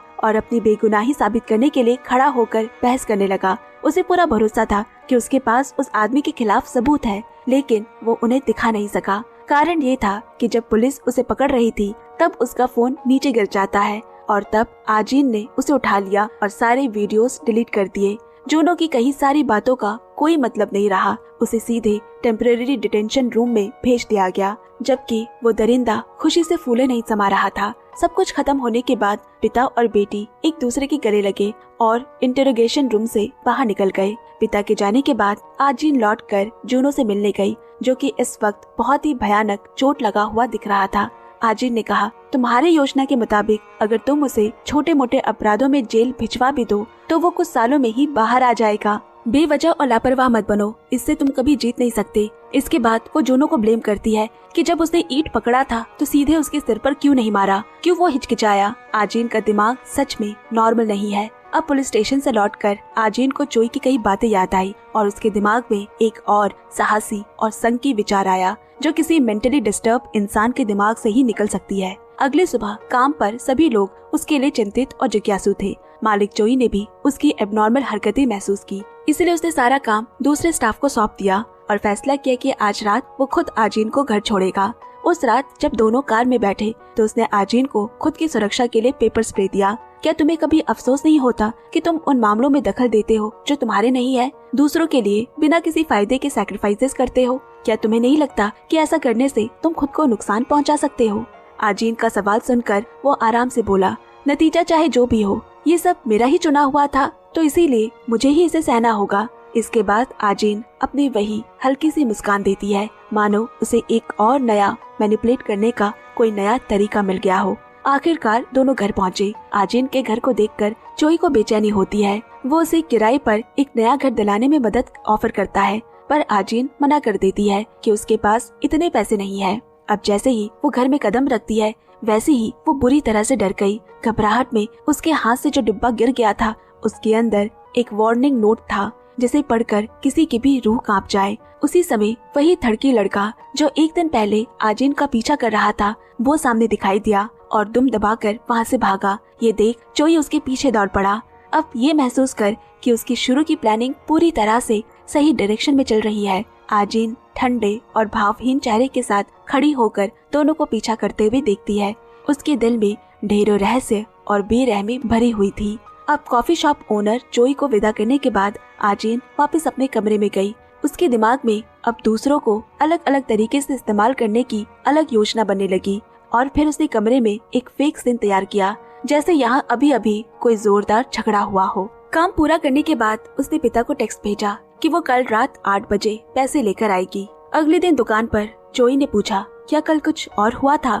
आजीन बोली, नहीं, कल मैं बहुत डर गई थी, इसलिए फ्रेंड के घर सोने चली गई। लेकिन आज सुबह जब घर आई तो ऐसा लगा कि कोई घर में घुसा था और सब कुछ बिखरा हुआ था। उसकी ऐसी हालत देखकर उसने इशारा किया कि वो उसके घर आकर सो जाए और वो खुद कहीं और चला जाएगा ताकि वो सेफ रहे। मदद की बात चल ही रही थी कि इसी बीच एक स्टाफ ने आकर बताया कि कल वो उस डर के आदमी से ग्रोसरी स्टोर पर टकराया था जो किसी के साथ जा रहा था। वो अपनी बात पूरी भी नहीं कर पाया कि आजीन ने जानबूझकर सबका ध्यान खींचने और प्राइवेट स्पेस बनाने के लिए खुद की उंगली काट ली और उसी स्टाफ को याद दिलाया कि आज उसके घर दावत है ना, इसलिए उसे अब घर जाना चाहिए और ज्यादा बात नहीं करनी चाहिए। अब शिफ्ट खत्म होने के समय जोरदार बारिश हो रही थी।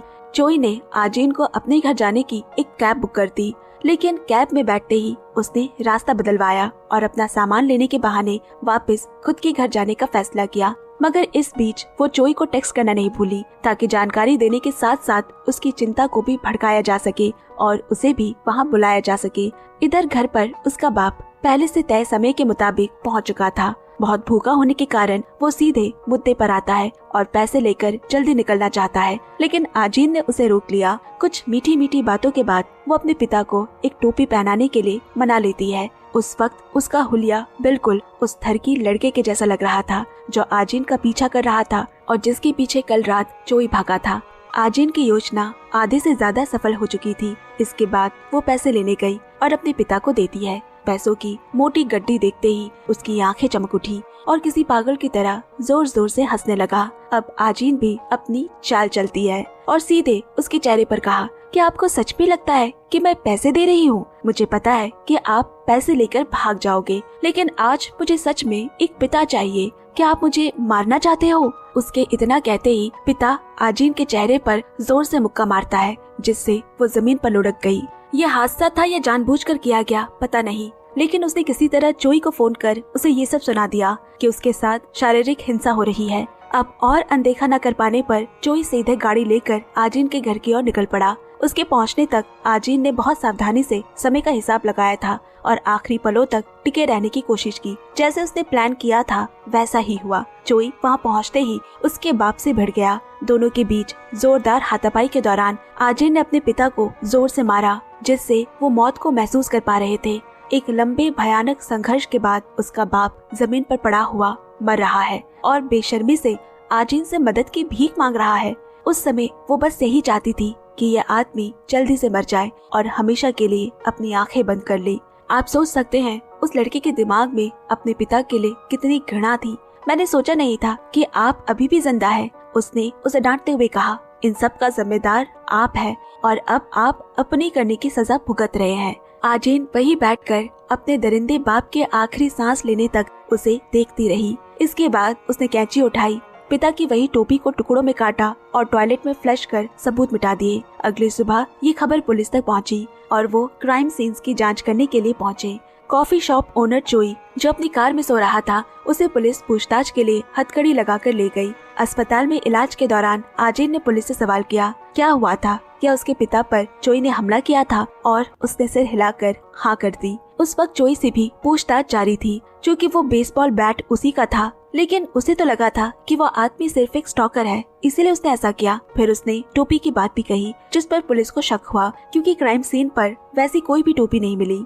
यहाँ आजीन भी शुरू से जानबूझकर झूठ बोलती है कि वहाँ कोई टोपी नहीं थी, ताकि सारा दोष जोई पर चला जाए। इस बीच जोई को उस रात की एक बीती घटना याद आई, जब उसके पिता ने कैंची उठाकर उसे मारने की कोशिश की थी। उसने अपने सेल्फ डिफेंस में बैट से उसके सर पर हमला किया था और फिर उसे जमीन पर गिरते और मरते देख वो घबरा गया। वो पुलिस को फोन करने ही वाला था, लेकिन आजीन ने उसे रोक दिया। उस वक्त आजीन मान लेती है कि वो उसका पिता है, जिससे जोई घबरा गया। आजीन उसे वहाँ से चले जाने को कहती है और बाकी सब वो खुद संभाल लेगी। घबराया चोई उसकी बात मानकर फौरन वहाँ से चला गया। अब जब पुलिस पूछताछ कर रही है तो चोई रो पड़ा। ये समझ जाती कि गलती उसी की थी और वही दोषी था। वो बोला, कल जो हुआ वो ऐसा था जैसे उस पर किसी शैतान का साया आ गया हो, मानो किसी ने पहले से ही सब कुछ एक स्क्रिप्ट की तरह लिख दिया हो। अब फॉरेंसिक रिपोर्ट से पता चलता है कि उसके पिता की मौत रात 9 से 10 बजे के बीच हुई थी, लेकिन आजिन ने पुलिस को सुबह 3 बजे फोन किया था, जिससे पुलिस को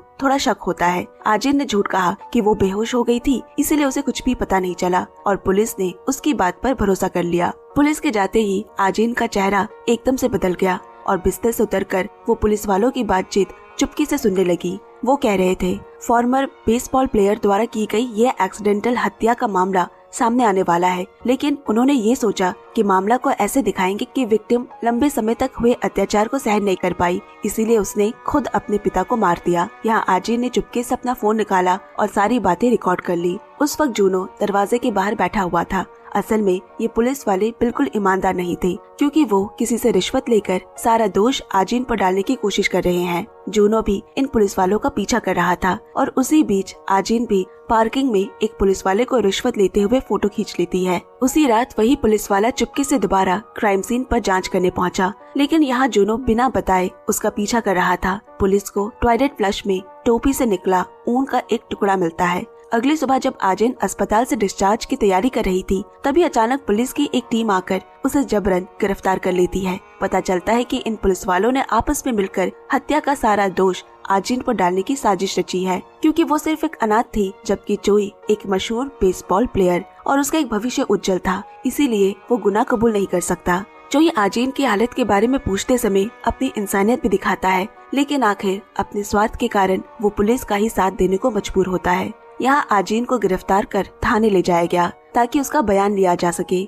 अब दूसरी ओर हम सिंगर और एक्टर लीना को नशे में धुत कार में बेहोश पड़ा देखते हैं। उसकी असिस्टेंट उसे हिलाकर जगा रही है, ये बताते हुए कि होंग ने शराब पीकर गाड़ी चलाने का अपराध स्वीकार कर लिया है, तब उसे सिर्फ गवाह बनना है। पुलिस स्टेशन पहुंचने पर भी वो शराब की गंध से भरी थी और कुर्सी पर ही सो गई, जिससे उसे पूछताछ कर रहे पुलिस ऑफिसर भी बेबस हो गए। लेकिन चूंकि होंग ने पहले ही अपना अपराध स्वीकार कर लिया था, इसलिए पुलिस ने इस मामले की गहराई से जांच नहीं की। इसके बाद कहानी फिर से आजिन की ओर लौटती है, जिसे अब इन्वेस्टिगेशन रूम में ले जाते हैं। पुलिस ऑफिसर ने अब सबके सामने कई सबूत रखे, जिनमें टेक्स्ट, बची हुई टोपी का कपड़ा और दूसरी चीजें भी शामिल थी। चोई की गवाही के मुताबिक उसने सिर्फ एक बार हमला किया था और फिर वो भाग गया, लेकिन मरे हुए को 3 बार चोट लगी थी, एक बार नहीं। सारे सबूत इस केस में आजिन की ओर इशारा कर रहे थे, लेकिन उसके चेहरे पर जरा भी घबराहट नहीं थी। उसने शांति से एक गिलास पानी मांगा और उसके सवालों का जवाब देने की जरूरत भी नहीं समझी। इसके बाद उसने रिक्वेस्ट की,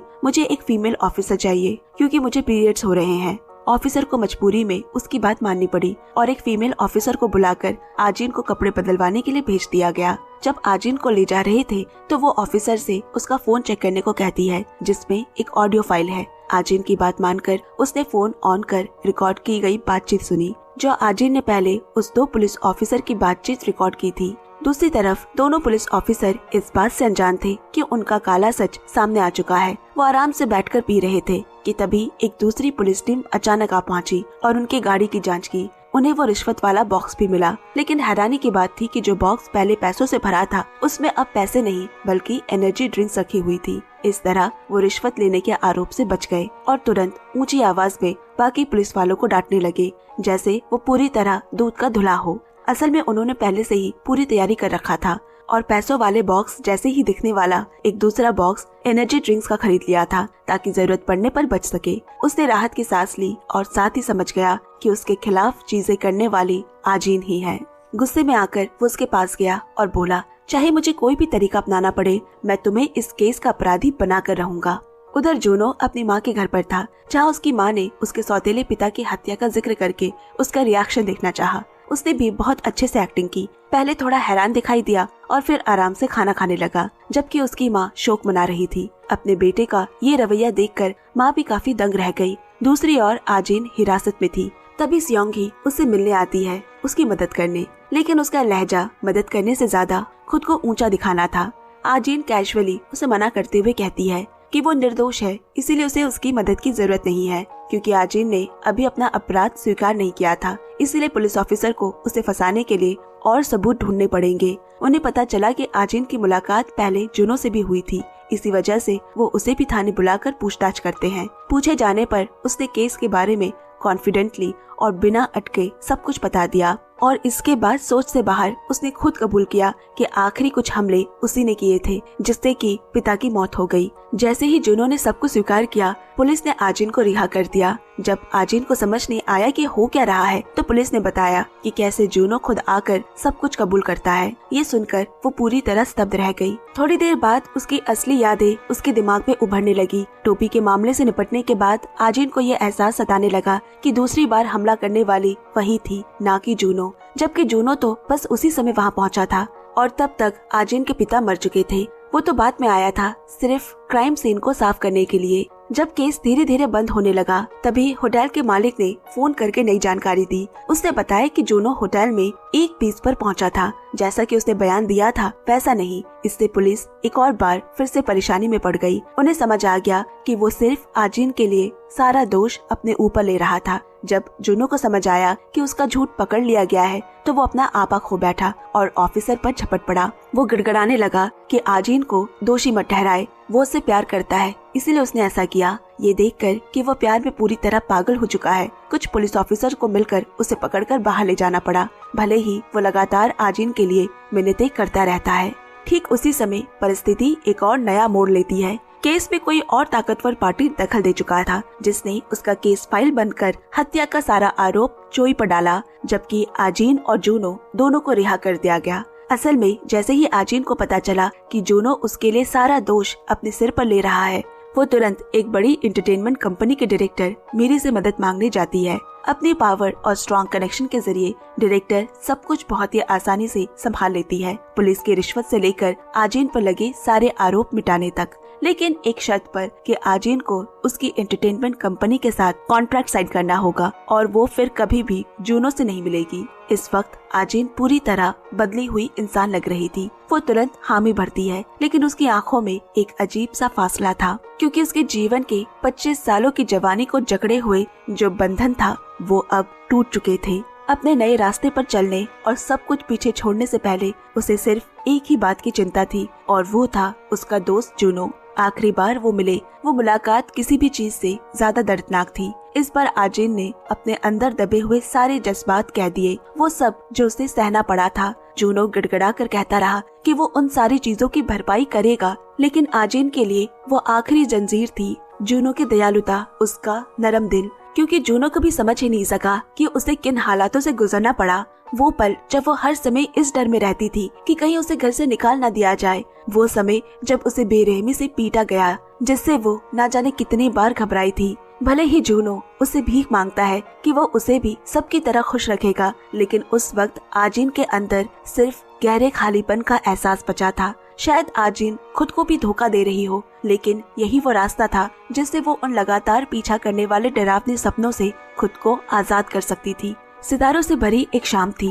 एक्टर इंकांग लिमोजिन से बाहर निकला। उसमें शालीनता और खूबसूरती झलक रही थी और उसके ठीक पीछे एक्ट्रेस आजिन भी उतरी। इंकांग कार से उतरने में उसका हाथ थाम उसकी मदद करता है। फिर ऑडियंस और मीडिया की तालियों और शोर के बीच वो आगे बढ़ता है, लेकिन आजिन को इसकी कोई परवाह नहीं थी। वो अब भी संभल कर चलते मुस्कुराते हुए ऑडियंस की ओर हाथ हिलाती है। चलते चलते उसकी ड्रेस अचानक उसके पैरों में फंस गई और वो उसे निकाल नहीं पा रही थी। वो घबरा कर समझ नहीं पा रही कि क्या करे। तभी इंकांग वापस मुड़ा और धीमे से बोला, मेरा हाथ पकड़ो। इसके बाद दोनों ने एक दूसरे का हाथ थामा और एक बड़ी मुस्कान के साथ रेड कारपेट पर चलते हैं, जिसे हजारों ऑडियंस ने अपनी आंखों से देखा। अब दिखाता है बाद में एक्टर इंकांग के आलिशान घर में वो सो रहा था। तभी अचानक एक्ट्रेस लीना अकेली सोफे पर पड़ी दिखाई दी। वो उसके पास दौड़ कर आई, पीछे से इंकांग को हल्के से गले लगाया और उसके साथ ड्रिंक करने को कहा। वो खूबसूरत तो था, लेकिन उसे पाना इतना आसान नहीं। वो उल्टा घूमकर सोफे पर बैठा और साफ शब्दों में बोला, मैंने तुम्हें कहा था कि मेरे घर मत आना। लीना को बात समझ नहीं आई और उसने पलटकर पूछा, तो फिर तुम पासवर्ड क्यों नहीं बदलते? मैं जानती हूँ तुम्हारा दिल ऐसा नहीं सोचता। उसने इंकांग को आजिन का हाथ थामे देखा था और तुरंत वो इस चीज को साफ और हटाने को कहती है। थोड़ी देर तक मजाक उड़ाने ताने कसने और आजीन पर कटाक्ष करने के बाद वो मुड़ी और उसे दोबारा उसके साथ रिश्ते में लौट आने की जिद करने लगी। लेकिन जैसा कहा जाता है, जो चीज अपने पास होती है उसकी कदर नहीं करते और जब वो खो जाती है तो उसे ढूंढते फिरते हैं। इनकांग खड़ा हुआ और उसकी बड़बड़ाहट को पीछे छोड़कर चला गया। जान, मुझसे गलती हो गई, तुम्हारे बिना मैं बहुत अकेली हूँ, इस बार मुझे माफ कर दो, लीना ने कहा। लेकिन इनकांग ने उसे मनाने की कोशिश नहीं की और लीना अगले दिन अपना सारा गुस्सा आजीन पर उतारती है। उसने एक ही सीन को आगे पीछे करके 20 बार शूट करवाया। हालांकि लीना के चिड़चिड़े भरे किरदार के बाद भी आजिन ने बहुत अच्छा काम किया था, लेकिन फिर भी फिल्म डायरेक्टर ने उसे माफी मांगकर मामला शांत करने को कहा। आखिरकार लीना उसकी सीनियर थी। यहाँ इंकांग अपनी एक्स गर्लफ्रेंड की वजह से बहुत ही डिस्कम्फर्ट महसूस कर रहा था, इसीलिए वो मदद मांगने डायरेक्टर मिरी के पास जाता है। डायरेक्टर मिरी चाहती है कि इंकांग का लव अफेयर थोड़े समय और चलता रहे, क्योंकि वो पहले ही दूसरी पार्टी के साथ कॉन्ट्रैक्ट साइन कर चुकी थी। लेकिन इंकांग के लिए ट्रांसपेरेंसी हमेशा सबसे ऊपर थी। भले ही उसने कॉन्ट्रैक्ट साइन किया हो और वो ऑडियंस के धोखा देने के बदले नहीं हो सकता। अब इधर डायरेक्टर मिरी ने अभी लीना की शिकायत सुनी ही थी कि तभी फिल्म के क्रू ने उसके अनोइंग बिहेवियर की वजह से सेट पर बुलाते हैं। डायरेक्टर मिरी तक खुद उसे समझाने पहुंची, लेकिन लीना फिर भी जिद पर अड़ी रही, तो मिरी को अब सख्त कदम उठाने पड़े और वो बोली, तुम्हें क्या लगता है कि मेरे पास तुम्हारे मुंह में डालने के लिए सिर्फ टॉफी ही है? तुमने शराब पीकर गाड़ी चलाई, तुमने उस इंसान की अदला बदली कर दी जिसने गुनाह कबूल किया था। अगर ये बात बाहर आई तो तुम इस इंडस्ट्री से पूरी तरह दफन हो जाओगी। इतना कहकर डायरेक्टर मिरी बिना कोई इमोशन दिखाते हुए कार से उतरी। उसे अब किसी भी माफीनामे को सुनने की जरूरत नहीं थी, लीना चाहे जितना भी उसके पीछे भागती है।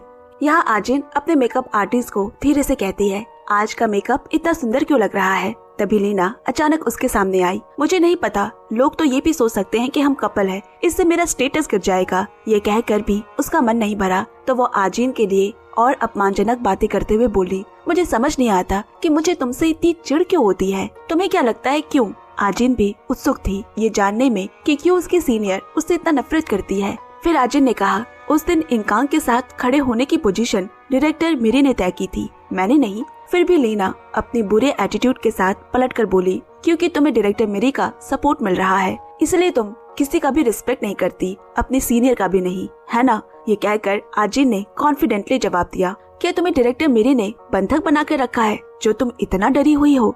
आजिन के बस एक ही सेंटेंस ने लीना को वही खड़े जमा दिया। आजिन ने ठीक उसी जगह चोट की जहां लीना को सबसे ज्यादा चुभन थी और उसे मजबूर होना पड़ा कि वो अभी इंडस्ट्री में आई एक नई लड़की के आगे झुके।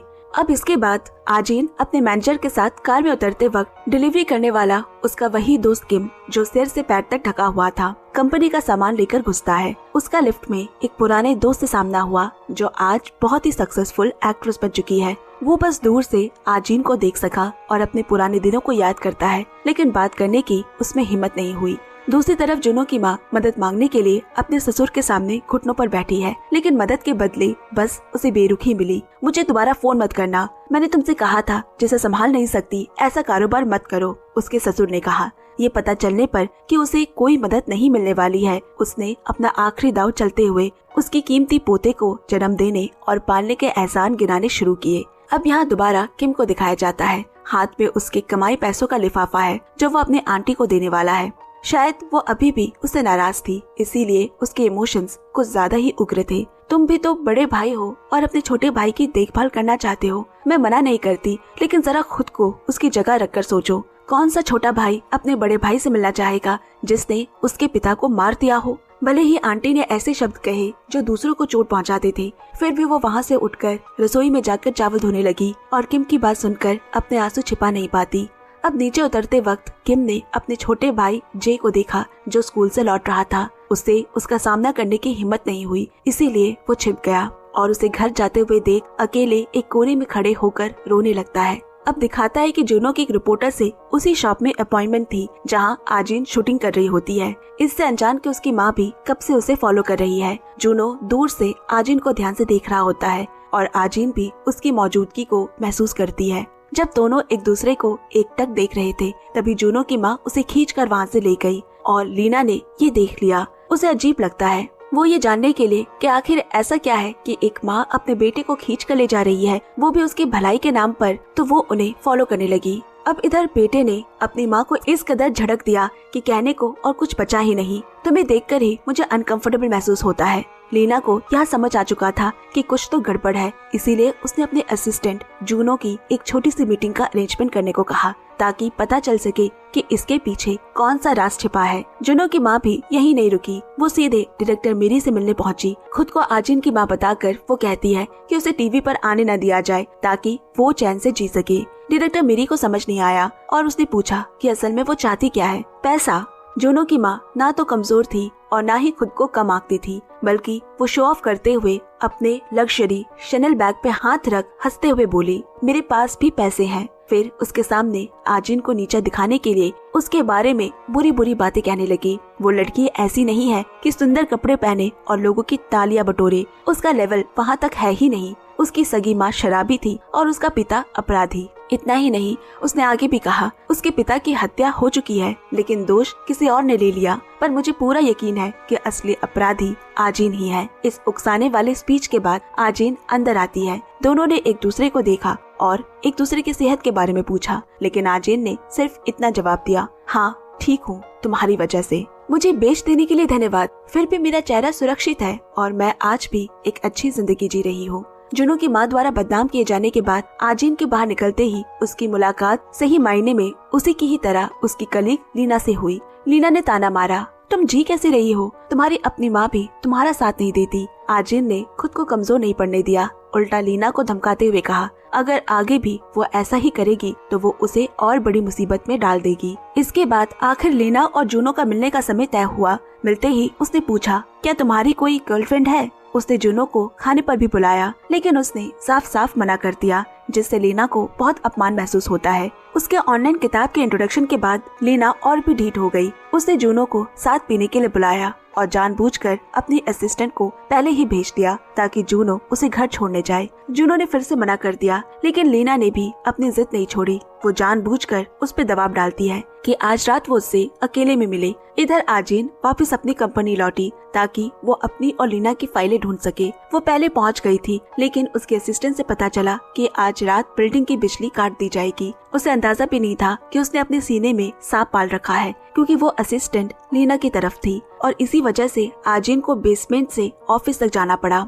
भले ही लीना देर से पहुंची, फिर भी वो एक कदम आगे निकल गई। उसने हाथ में वो दोनों फाइल्स पहले से ही पकड़ रखी थी और आजिन बस उसके पीछे दौड़ती रह गई। लीना ने इसी मौके का फायदा उठाकर कुछ दिनों से जो भी अपमान उसे सहना पड़ा था उसका बदला ले लिया। उसने आजिन को घुटनों के बल बैठने पर मजबूर करना चाहा, लेकिन आजिन खड़ी रही। नतीजा हुआ कि लीना खुद नुकसान में रही और आजिन को एक जोरदार थप्पड़ खाना पड़ा। ऊपर से आजिन ने आग में और घी डाला। इसीलिए सीनियर और इनकांग कभी बोर नहीं होते। सही जगह खरोच लगाओ और फिर पूछो कि जलन क्यों हो रही है। लीला ने गुस्से में लगातार उसे कई थप्पड़ मारे, जूनो के सामने ही। जब दोनों अकेले बाहर आए तो लीना कहती है, इसमें हैरानी की कोई बात नहीं, मैं तो बस एक बदतमीज जूनियर को सबक सिखा रही थी। अब जूनियर को सबक सिखाकर अपनी शानदार जीत बताने के बाद लीना चीप हरकतें पर उतर आई। वो जूनो को अपने साथ आने का इनवाइट करती है ताकि दोनों मिलकर अपने एक्स लवर को चढ़ा सके और वो दोनों एक कपल बन जाए। आज ग्रुप का 7th एनिवर्सरी चल रहा है। लीना और उसके कुछ करीबी दोस्त फाउंडेशन डे सेलिब्रेट कर रहे थे। जब डायरेक्टर मेरी स्पीच दे रही होती है तभी इनकांग के साथ एक घटना हो गई। वो कांपने लगा, किसी दीवार पर अपना हाथ टिकाया और घसीटते हुए धीरे धीरे बाथरूम तक पहुंचा, पर उसकी दवा की शीशी जमीन पर गिर गई। क्योंकि आजिन पहले से जानती थी कि एक न एक दिन उसके साथ ऐसा होगा, वो आगे बढ़ी और इनकांग के सामने स्पार्कलिंग वाटर की एक बोतल रखती है। क्या तुम इसे बिना पानी के ही पीने वाले हो? और इतना कहकर आजिन वहाँ से चली गई। पीछे इनकांग कांपता हुआ अपनी जान बचाने के लिए एक एक गोली उठाकर मुंह में डालने लगा। आजिन बाहर निकली और उसकी मुलाकात लीना से हुई। हेलो डार्लिंग, पता नहीं उस दिन तुम ठीक से घर पहुँची भी थी या नहीं। मैं तो बस एक सीनियर होने के नाते तुम्हें सिखा रही थी, दिल पर मत लेना। कुछ ढोंग से भरी बातें कहने के बाद लीना उसे एक नए शख्स से मिलवाती है। इसे हेलो कहो, ये है राइटर जूनो। लगता है तुम दोनों पहली बार नहीं मिल रहे हो, है ना? उसने आजिन को एक बेहद ही मुश्किल भरे सिचुएशन में फंसाया, लेकिन तभी इनकांग ठीक वक्त पर वहां आ पहुंचा। उसकी मौजूदगी ने आजिन को फिर से संभलने का मौका दे दिया, जिससे वो लीना के सामने कमजोर नहीं पड़ी। वो चारों लोग आमने सामने खड़े थे। तभी सभी को स्क्रीन की ओर देखने की अनाउंसमेंट हुई, जहां एक मेमोरियल वीडियो प्ले हो रहा था। सभी लोग ध्यान से हर एक पड़ाव को देख रहे थे कि तभी अचानक कहानी में एक ट्विस्ट आया। वीडियो के आखिरी सीन में लीना आजिन को बुली कर रही है। इसे इतना साफ दिखाया गया कि लीना सन्न रह गई। सबके चेहरे पर तनाव देखकर डायरेक्टर मेरी ने जल्दी से सिचुएशन हैंडल करते हुए कहा, देखा आपने, हमारी कंपनी के एक्टर्स कितने अच्छी एक्टिंग करते हैं। अब ये समझ आते ही कि एक नई एक्ट्रेस ने उसे बिल्कुल नॉकआउट कर दिया है। लीना जल्दी से अंदर चली गई। आजिन भी वहाँ पहुँची। आज का दिन तो काफी मजेदार था, है ना? मुझे तो बड़ा मजा आ रहा है। टॉप स्टार लीना जूनियर्स को दबाती है। इस टाइटल के साथ आज रात तुम ही सबसे ज्यादा चमकने वाली हो।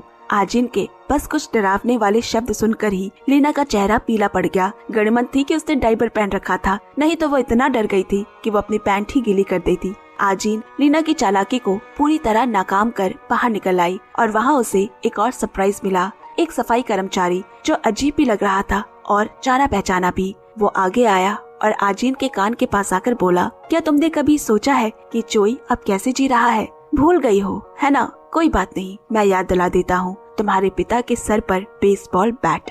असल में वो वही डिटेक्टिव पार्क है जो उसके पिता के मर्डर केस का इंचार्ज था। अब ये सुनते ही आजिन चौंक गई और उसे अपनी पुरानी पहचान याद आ गई। आजिन और पार्क की ये छोटी सी मुलाकात लीना ने देख लिया। अपने एक्सपीरियंस और चालाक दिमाग से लीना तुरंत समझ गई कि कुछ गड़बड़ है। उसने फोन कर उस सफाई कर्मी के बारे में जांच करने को कहा। मेरे लिए हर चीज ध्यान से जांचो, शायद वही आदमी आजिन की राज की डोर पकड़े हुए हैं। एक तारों भरी रात पार्टी के बाद जूनो घर लौटा और उसे पता भी नहीं चला कि आजिन पहले ही उसके घर में मौजूद थी। जैसे ही उसने जूनो को देखा, उसने दौड़कर उसे कसकर गले लगा लिया। उसके बाद दोनों ने साथ साथ बर्तन धोए, सब्जियां साफ की, चावल पकाए और देर रात तक एक दूसरे से दिल की बातें करते रहे। सुबह सुबह जूनो की माँ टैक्सी लेकर अपने बेटे के घर पहुंची, लेकिन जैसे ही उसने दरवाजा खोलते आजिन को देखा, वो भड़क उठी और उसे डांटने गालियां देने लगी। फिर धक्का देकर बाहर भी निकालने लगी। मगर आजिन भी कम नहीं थी। उसने बढ़ा चढ़ाकर और तंज भरे अंदाज में उसे जवाब दिया। जूनो की माँ ने धमकी दी कि वो उसकी असलियत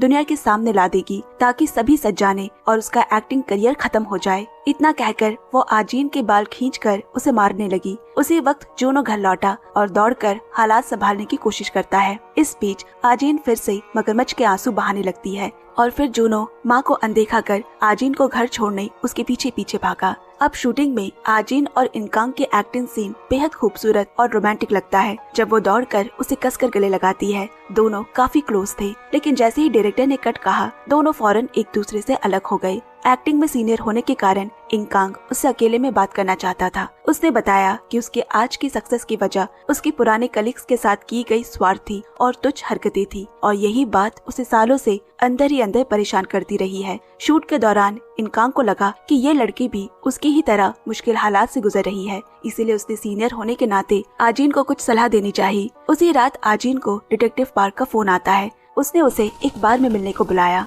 उसी दिन उसी बार में इनकांग भी था। जैसे ही उसने आजिन को देखा, वो चुपचाप उसका पीछा करता है। उस वक्त तक इधर आजिन को ये नहीं पता था कि जिस कमरे की ओर उसे बुलाया है वहाँ उसके लिए क्या इंतजार कर रहा है। जैसे ही वो अंदर गई, उसे अय्याशी, लड़कियों और बैंड नशीले चीजें दिखती है, लेकिन उसे वो आदमी कहीं नजर नहीं आया। तभी उसका फोन बजा। वो सीधे हमला करने के बजाय उस पर मानसिक दबाव डालता है। सामने जमीन पर तड़प रही एक नशेड़ी की ओर इशारा करते हुए वो बोला कि वो आजिन को उससे भी बदतर हालत में पहुंचा देगा। उसे लगा था कि इस बेरहम सच्चाई को देखकर आजिन डर जाएगी, लेकिन आजिन को कोई फर्क नहीं पड़ा क्योंकि वो उसके लिए खुद ही डर से भी ज्यादा डरावनी थी। जैसे ही आजिन बाहर निकली, इनकांग ना जाने कब से दरवाजे पर खड़ा इंतजार कर रहा होता है। वो उसे अकेले में बात करने ले गया। जो वो कर रही है वो जिद्दी और बेवकूफी भरा है। उसे समझाया कि किसी अजनबी के बुलाने पर मिलने जाना कितना खतरनाक हो सकता है। इतना कहकर इनकांग ने उसे बाहर उतारा। आधी रात में उसे अकेला छोड़ बिना पीछे देख गाड़ी लेकर चला गया। इधर जेल से रिहा हो चुका किम एक आदमी के यहाँ मजदूरी के तौर में काम करता है। चूँकि वो ईमानदारी से पैसे कमाना चाहता है, इसलिए उसे किसी भी तरह की कठिनाइयों से कोई परेशानी नहीं थी। उसकी नेक नियत और मेहनत को देखकर उस आदमी ने उसे एक जासूसी का काम सौंपा, जिसमें उसे एक पुलिस वाले का पीछा करना था, जो कि असल में एक बहुत ही दुष्ट करप्टेड इंसान था और वो कोई और नहीं बल्कि डिटेक्टिव पार्क था। किम, जो खुद भी हाल ही में जेल से छूटा था, उसे फिर से किसी को पकड़वाने का काम दिया जा रहा है। लेकिन किम के लिए ये वही काम था जिसमें वो सबसे ज्यादा माहिर है। उसने सही मौका चुना जब पार्क एक भीड़भाड़ वाले रेस्टोरेंट में बैठकर खाना खा रहा था। किम अंदर गया और उसके सामने ही बैठकर खाने लगा। उसने पहले से पूरी तैयारी कर रखी थी। उसने जानबूझकर सूप का कटोरा उस पर गिरा दिया और बड़ी सफाई से टेबल पर पड़ा उसका फोन बदल दिया और पार्क को पता भी नहीं चला। इसके बाद उसने उस फोन में USB लगाकर उसका सारा डेटा कॉपी कर लिया। डिटेक्टिव पार्क को पता भी नहीं कि उसका फोन अब ट्रैक किया जा रहा है। इसके बाद पार्क एक रिपोर्टर से मिलने जाता है। किम भी चुपचाप पास ही रहता है और उन दोनों के आराम से हो रही बातचीत को सुनता है। जब उसने बातचीत में आजीन का नाम सुना तो वो अचानक चौंक उठा और तुरंत वो ऑफिस लौटकर पूछता है कि किसने उन्हें जासूसी पर लगाया है। तब उसे पता चला कि वो आदमी जूनो था, जो पुराने केस में उसी पुलिस वाले से जुड़ी और जानकारी निकलवाना चाहता है। किम को आजीन की कहानी के बारे में कुछ भी नहीं पता था, क्योंकि उस वक्त वो जेल में था। इसीलिए किम सीधे जूनो से मिलने पहुंचा। उसे जानना था कि आखिर आजीन के साथ क्या हुआ था। जूनो ने उसे वो रिकॉर्डिंग सुनाई जिसमें पुलिस आजीन पर झूठा आरोप डालने की कोशिश कर रही थी। जिस पुलिस वाले ने आजीन को फंसाने की कोशिश की थी उसे सजा तो मिल चुकी थी, लेकिन अब वो बदला लेने की फिराक में है। जब किम को डिटेक्टिव पार्क की घटिया सोच और खतरनाक इरादों के बारे में पता चला और आगे वो क्या करने वाला है आजीन को नुकसान पहुंचाने के लिए, ये सब जानने के लिए किम ने बिना देरी किए जूनो की मदद करने का फैसला किया। उसी रात जब आजीन जूनो के घर लौटी तो वहाँ उसकी मुलाकात अपने पुराने दोस्त से हुई, जिससे वो 4 सालों से भी ज्यादा समय के बाद देख रही थी। जैसे ही किम ने अपने पुराने क्रश को देखा, वो भावनाओं में बह गया और उसे कसकर गले लगा लिया। उस इंसान को जिसे वो इतने सालों से याद करता आ रहा था। लेकिन किम की इस उत्सुकता और प्यार के बिल्कुल उल्टा आजीन का चेहरा बिल्कुल रूखा और भावहीन था, क्योंकि शायद उसके लिए किम अब सिर्फ एक मोहरा था। तीनों देर रात तक बातें करते हैं। किम तो पूरे मन से खुश था, लेकिन आजीन और जूनो को देखकर ऐसा लग रहा है कि वो दोनों अंदर ही अंदर किसी और योजना की साजिश रच रहे हैं। एक खुशहाल शाम बिताने के बाद आजीन चली गई, दोनों दोस्तों को साथ छोड़कर। इस वक्त जूनो ने किम को प्यार की थोड़ी सी उम्मीद दी। उसने कहा, आजीन की नॉर्मल जिंदगी की शुरुआत मेरे साथ नहीं बल्कि शायद तुम्हारे साथ होगी। यहाँ न सिर्फ आजीन ने किम के साथ फ्लर्ट किया, बल्कि जूनो भी माहौल को बनाए रखने में कमी नहीं छोड़ता, जिससे किम भी थोड़ा खुश हो जाता है। शायद अपनी इसी मासूमियत और ईमानदारी की वजह से किम सबसे आसानी से काबू में आने वाला इंसान था। इसके बाद उन्होंने इंकांग की कहानी के बारे में जानकारी इकट्ठा की, उसके करियर से लेकर उसके फैमिली के हालात तक। उसी जानकारी के आधार पर किम ने उस दादी का पीछा किया जिन्होंने इंकांग को बचपन से पाला था। जब इंकांग की दादी बिल्ली को खाना खिला रही होती है, उसी मौके का फायदा उठाकर किम ने उनकी नोटबुक चुरा ली। दादी उस नोटबुक में अपने पोते के बारे में रोज की बातें लिखा करती थी, जिसमें आजीन को इंकांग की दादी के रोजमर्रा के एक्टिविटीज के साथ साथ ये भी पता चला कि किस वीकेंड्स में इंकांग अपनी दादी के साथ खाना खाने घर आता है। अब आजीन जानबूझकर मंदिर जाकर अगरबत्ती जलाती है ताकि दादी उसे देख सके। एक उभरती हुई नई एक्ट्रेस के कारण आजीन ने वहां आई बुजुर्ग महिलाओं का ध्यान अपनी ओर खींच लिया, जिससे इंकांग की दादी के मन में भी उसकी एक गहरी छाप बन गई। इतना ही नहीं, आजीन और भी ज्यादा चालाक तब हुई जब उसने खुद उसी मंजिल पर एक सेक्रेटरी को घर दिलवाया जहां इंकांग की दादी रहती है। गृह प्रवेश के लिए राइस केक ज्यादा खरीदने का बहाना बनाकर आजीन उन्हें पड़ोसियों में बांटने ले गई। आजीन ने पूरी प्लानिंग इस तरह बनाई जिससे इंकांग की दादी से उसकी मुलाकात सिर्फ एक इत्तेफाक जैसा लगे। पहले से बनी पहचान की वजह से जैसे ही इंकांग की दादी ने दरवाजा खोला और आजीन को सामने देखा, वो बोली, वाह क्या संयोग है, और उसे घर में खाने पर इनवाइट करना चाहा। मन ही मन ये सोचते हुए कि शायद वो अपने पोते के लिए किसी से रिश्ता जोड़ सके। खाने के दौरान दादी बार बार अपनी उस बदकिस्मत बेटी की बात करती है जिसकी पहले ही मौत हो चुकी थी। आजीन उनकी कहानी सुनते हुए माहौल को और भावुक बनाने के लिए जबरदस्ती कुछ आंसू निकालने की कोशिश की। तभी अचानक इंकांग घर आया और गुस्से में आजीन को बाहर खींच कर ले गया। इंकांग को ये बिल्कुल भी इत्तेफाक नहीं लगा कि आजीन अचानक यहाँ आ पहुंची है जैसा वो कह रही थी। हालांकि आजीन ने सब कुछ साफ करने की कोशिश की, लेकिन इंकांग और कुछ भी सुनना नहीं चाहता। जैसे ही वो मुड़कर जाने लगा, आजीन ने उसकी चोट को और कुरेद कर कहा, तुमने मुझे जो सलाह पहले दी थी कि खुद को तकलीफ दिए बिना जियो, लेकिन अब तुम खुद ही दुख में जी रहे हो। इस तरह एक्टिंग का दिखावा करना और लोगों की साइकोलॉजी से खेलना आजीन के लिए सिर्फ एक चाल मैनिपुलेशन थी। उसने तुरंत ही आंसुओं और लंबी सिसकियों के साथ समझदारी और हमदर्दी दिखाने का नाटक किया ताकि वो इंकांग को इमोशनली तरीके से अपने काबू में कर सके। और ये सच है कि ये चाल हमेशा काम करती है। यहाँ तक कि इंकांग जैसा इंसान जिसे अपने दिल की बात कहना बहुत मुश्किल लगता था, आजीन के उन सच्चे लगने वाले शब्दों को सुनकर उसके दिल में थोड़ी बहुत हलचल तो हुई, लेकिन उसके दिल के जख्म पहले ही सख्त हो चुके थे, इसीलिए इनकांग किसी पर भी भरोसा नहीं करता था। दादी ये जानते हुए कि उसका पोता हमेशा नेगेटिव फीलिंग्स को अपने अंदर दबा कर रखता है और उनसे बाहर नहीं निकल पाता, दादी ने उससे कहा, बस अपने दिल की आवाज सुनो और आगे बढ़ो। इन शब्दों ने इनकांग के दिल में बनी सबसे बड़ी दीवार को तोड़ दिया, जो उसे दूसरों के सामने अपना दिल खोलने से रोक रही थी। बाहर से वो सख्त और कठोर दिखाई देता था, लेकिन आखिर में इनकांग को खुद ही उस खोल को उतारना पड़ा। अपनी दादी के सामने आंसू रोकने की पूरी कोशिश की और वापस अपनी कार में बैठते ही वो फूट फूट कर रो पड़ा। इधर आजीन अपने प्लान का पहला पड़ाव पूरा करने के बाद बस आराम से घर पर जाकर नतीजों का इंतजार करती है।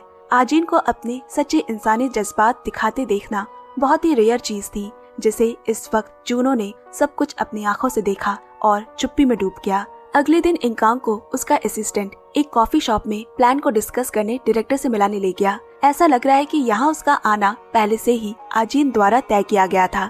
असल में उसने इनकांग के असिस्टेंट को रिश्वत दी थी ताकि वो जानबूझकर मीटिंग इसी जगह अरेंज करे, सिर्फ इसीलिए कि इनकांग के फिर से अपने छोटे भाई से मुलाकात हो सके, जिसने उसे इतने लंबे समय से अफसोस और पछतावे में डुबो रखा था। छोटे भाई ने स्वीकार किया कि उसे शुरू से ही पता था कि उस दिन उस केक से उसे एलर्जी होगी, लेकिन उसने इसे बदकिस्मती नहीं माना बल्कि खुद के लिए एक तरह की मुक्ति समझा, क्योंकि जब उसने जानबूझकर वो केक खाया तो उसने अपना उज्जवल भविष्य इनकांग को सौंप दिया था।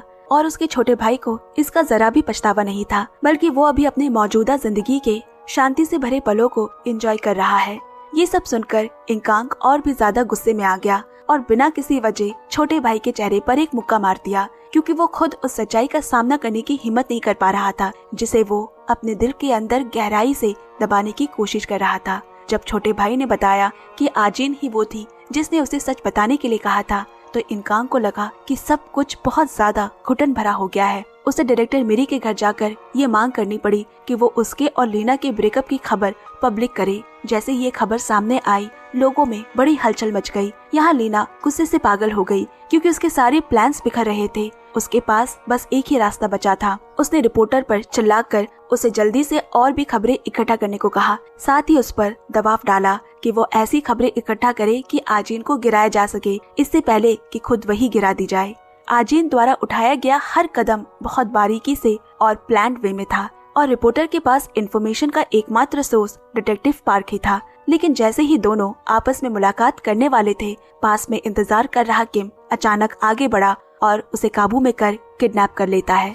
जब पार्क को एहसास हुआ कि उसे उसी पुराने लड़के जूनो ने किडनैप किया है, तो वो अभी भी अपने घमंड में रहता है, जब तक कि जूनो ने उसके सामने वो फाइल नहीं फेंकी जिसमें उसकी बेटी द्वारा विदेश में किए गए कानून के उल्लंघनों के सारे सबूत थे। उसकी तो आवाज ही बंद हो गई। अपने कमजोरी हाथ लगते ही उसे रिपोर्टर से गद्दारी करनी पड़ी और उनके बीच चल रही साझेदारी वही खत्म हो गई। सारी योजनाएं सही दिशा में आगे बढ़ रही थी। इसी बीच इनकांग खुद आगे बढ़कर आजीन को डिनर पर इनवाइट करता है। इसके बाद आजीन एक और नाटक रचने के लिए फिर किम से मदद मांगती है। उस रात जब इनकांग उस जगह आजीन से मिलने जा रहा होता है, किम एक डिलीवरी मैन बनकर जानबूझकर उसका रास्ता ऐसा रोका कि उन दोनों के बीच एक टक्कर हो जाती है। किम आजीन के प्लान के मुताबिक ही काम कर रहा था, ताकि जितना हो सके उतना देर तक इनकांग को रोके रखा जाए ताकि वो मिलने के लिए बहुत ही ज्यादा लेट हो। हंगामा करने से लेकर बेकार की बातें करने तक किम पूरी तरह कोशिश करता है। इस वक्त इनकांग बिल्कुल असहाय होकर बार बार अपनी घड़ी देखकर घबरा रहा है, क्योंकि उसे डर था कि कहीं आजीन को ज्यादा इंतजार न करना पड़े। किम की जिद से परेशान होकर इनकांग ने किसी तरह उसे छुटकारा पाने की कोशिश की और एक टैक्सी पकड़ ली, लेकिन ट्रैफिक जाम की वजह से उसे आखिरकार टैक्सी से भी उतरकर तेज दौड़कर उस मिलने की जगह तक पहुंचना पड़ा। और उधर आजीन तो बिल्कुल निश्चिंत थी, क्योंकि उसे पता था कि उसका प्लान सफल हो चुका है। वो बाहर खड़ी होकर ऐसा दिखाती है कि मानो देर होने के बावजूद भी वो इनकांग का ही इंतजार कर रही हो। तभी हाफता हुआ इनकांग आखिरकार वहाँ पहुँचा। ये देखकर कि आजीन अब भी वही खड़ी उसका इंतजार कर रही है, उसे डर था कि आज अगर वो ना आता तो शायद उन दोनों की मुलाकात ही ना हो पाती। आजीन ने खुद को एक बेहद ही समझदार और इनकांग से बेहद प्यार करने वाली लड़की की तरह पेश किया। फिर उसे ठंडा ना लगे इस डर से उसने अपना स्कार्फ भी उसके गले में डाल दिया। इतनी नजदीकी और ढेर सारे फ्लर्टिंग के सामने इंकांग भी खुद को रोक नहीं पाया और आगे बढ़कर आजीन के होठों को चूम लिया। सर्द मौसम में हुआ ये किस उस पल उसके दिल के सारे जज्बात आजीन के सामने रख देने जैसा था।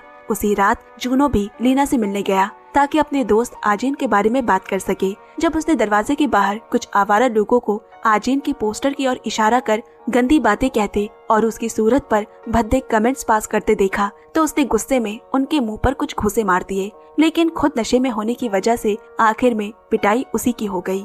जूनो को कई लोगों ने मिलकर इतना पीटा कि वो सड़क पर बेहोश हो गया। ये देखकर लीना मदद के लिए दौड़ी, लेकिन तब तक उसकी हालत काफी खराब हो चुकी थी। लीना ने उसे कितनी आवाजें लगाई मगर वो धीरे धीरे होश खोता चला गया। शायद ये कड़वाहट इस बात से पैदा हुई थी कि जूनो चाहे जितनी भी कोशिश कर ले वो आजीन के दिल में हलचल पैदा नहीं कर सका और न ही उससे कोई जवाब पा सका। दूसरी तरफ आजीन और इंकांग को दूर से रिपोर्टर ने किस करते हुए फोटो खींच ली। उस वक्त किम भी कैमरे में उनकी कुछ तस्वीरें खींच रहा था, लेकिन उसका दिल ऐसे दुख रहा था जैसे किसी ने उसे काट दिया हो। उसकी आंखों से लगातार आंसू बह रहे थे। अब रेस्टोरेंट के सामने हुई उस मारपीट के बाद जूनो और लीना हाथों में हाथ डाले चलते दिखाई दिए। तभी लीना बोली, तो प्यार ऐसा होता है। वो इतने गुस्से में था कि सिर्फ इसीलिए दूसरों को मार सका क्योंकि वो आजीन की तस्वीरें लेना चाहते थे। मुझे तुम्हारे जैसे लोग बेहद पसंद है। उसकी बड़बड़ाहट को अनदेखा करते हुए जूनो उसे कार में बैठने में मदद करता है। तभी संयोग से लीना के फोन पर कॉल आया और कॉल जूनो उठाता है। लीना को सावधानी से घर छोड़ने के बाद उसे लीना के कजन हियोक, जो उसका रिपोर्टर भी होता है, उसके जरिए सारे राज पता चल चुके थे। इसके बाद जूनो ने ये खबर आजीन को दी कि रिपोर्टर हियोक से सावधान रहे। वो लीना का कजन है और उसे इंकांग के साथ तुम्हारे रिश्ते के बारे में भी पता है।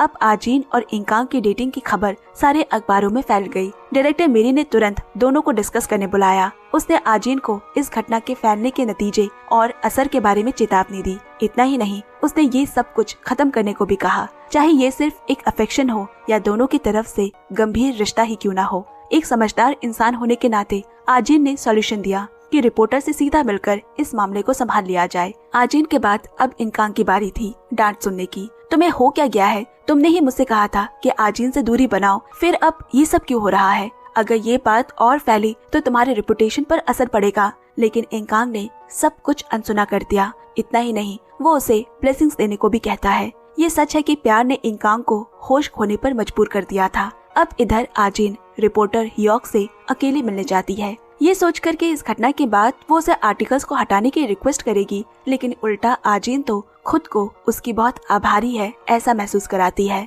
यहाँ तक कि उसने हियोक को अपनी तरफ खड़ा होने का ऑफर भी दिया। वो उसे और भी जानकारी देती है जिससे कि हियोक हैरान रह गया।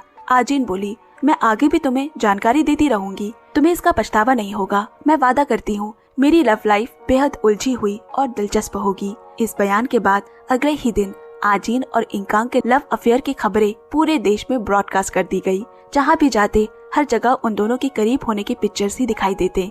इतना ही नहीं, ऑनलाइन कम्युनिटी ने भी उन्हें एक टैलेंटेड कपल के रूप में सहारा। उसी रात आजीन के असिस्टेंट हयांग किम के साथ एक नजदीकी रात बिता रही होती है। हालांकि उससे पहले आजीन ने उसे सावधान से समझाया कि ज्यादा शराब ना पिए, कहीं उसका मुंह ज्यादा न खुल जाए। अब एक हैंडसम लड़के के सामने और थोड़ी शराब के नशे में हयांग खुद को रोक नहीं पाई और भावनाओं में बह गई। किम ने जब उसका हाथ भी पकड़ लिया, जिसके बाद वो लीना के सारे काले राज उसके सामने उगल बैठी। यहाँ दूसरी तरफ हाल के दिनों में कई ड्रामों की वजह से लीना को डायरेक्टर मिरी के ऑफिस जाकर बात करनी पड़ी थी। उसने पूछा कि क्या उसके लिए अब कोई फिल्म बची है या नहीं। जवाब में उसे सिर्फ डायरेक्टर मिरी की आह भरते हुए ना में सर हिलाना मिला, क्योंकि कोई भी ऐसी एक्ट्रेस के साथ काम नहीं करना चाहता जिस पर बदजबान का ठप्पा लग चुका हो। ऑफिस से निकलने के बाद भी उसके दिल की घुटन कम नहीं हुई थी कि तभी लीना को एक मैसेज मिला जिसमें एक वीडियो था जहां असिस्टेंट बेरहमी से उसके सारे राज खोल रही थी। उस वक्त उसका खून खौल उठा, लेकिन वो कुछ भी नहीं कर सकी। तभी आजीन वहां आई और लीना बस खाली नजरों से उसे देखती रह गई। मैंने तुम्हें वार्निंग दी थी कि मुझसे मत उलझो। आजीन की धमकियों और उसके हाथ में मौजूद सबूतों के बाद लीना बहुत ही ज्यादा डर गई। वो आजीन से गिड़गिड़ाने लगी कि इसे बाहर न आने दे, नहीं तो उसका करियर बर्बाद हो जाएगा। ये तो बस शुरुआत है, तुम बस इंतजार करो। इतना कहकर आजीन वहाँ से चली गई। पीछे लीना को कड़वाहट और बेबसी में छोड़ गई। यहाँ असिस्टेंट हवांग जरूरत से ज्यादा बोल जाने की वजह से शर्म से सर झुकाई रहती है। वो किसी की आंखों में देखने की हिम्मत नहीं कर पा रही थी। आजिन ने उसी मौके पर ही उसे निकाल दिया। मुझे नहीं लगता कि मैं अब तुम पर भरोसा कर सकती हूँ। आज तुम्हारा आखिरी दिन समझो। और वहाँ से चली गई, हयांग की कोई भी सफाई सुने बिना।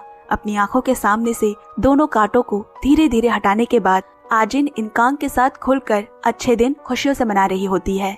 अब इनकांग उसे अपने दादी की बर्थडे पार्टी पर ले गया। फिर दोनों साथ कई सारे ट्रिप्स पर गए। इतना ही नहीं, इनकांग ने पूरी दुनिया के सामने आजिन के साथ लाइव स्ट्रीम कर ये भी दिखाया कि वो एक खूबसूरत प्यार को जी रहा है। शायद इस समय सबसे ज्यादा दुखी लोग जूनो और किम थे, जिन्होंने गलती से अपना दिल एक ऐसी लड़की को दे दिया था जिसे सिर्फ फायदा उठाना आता है। जूनो बस खुद को काम में डुबोए रखता।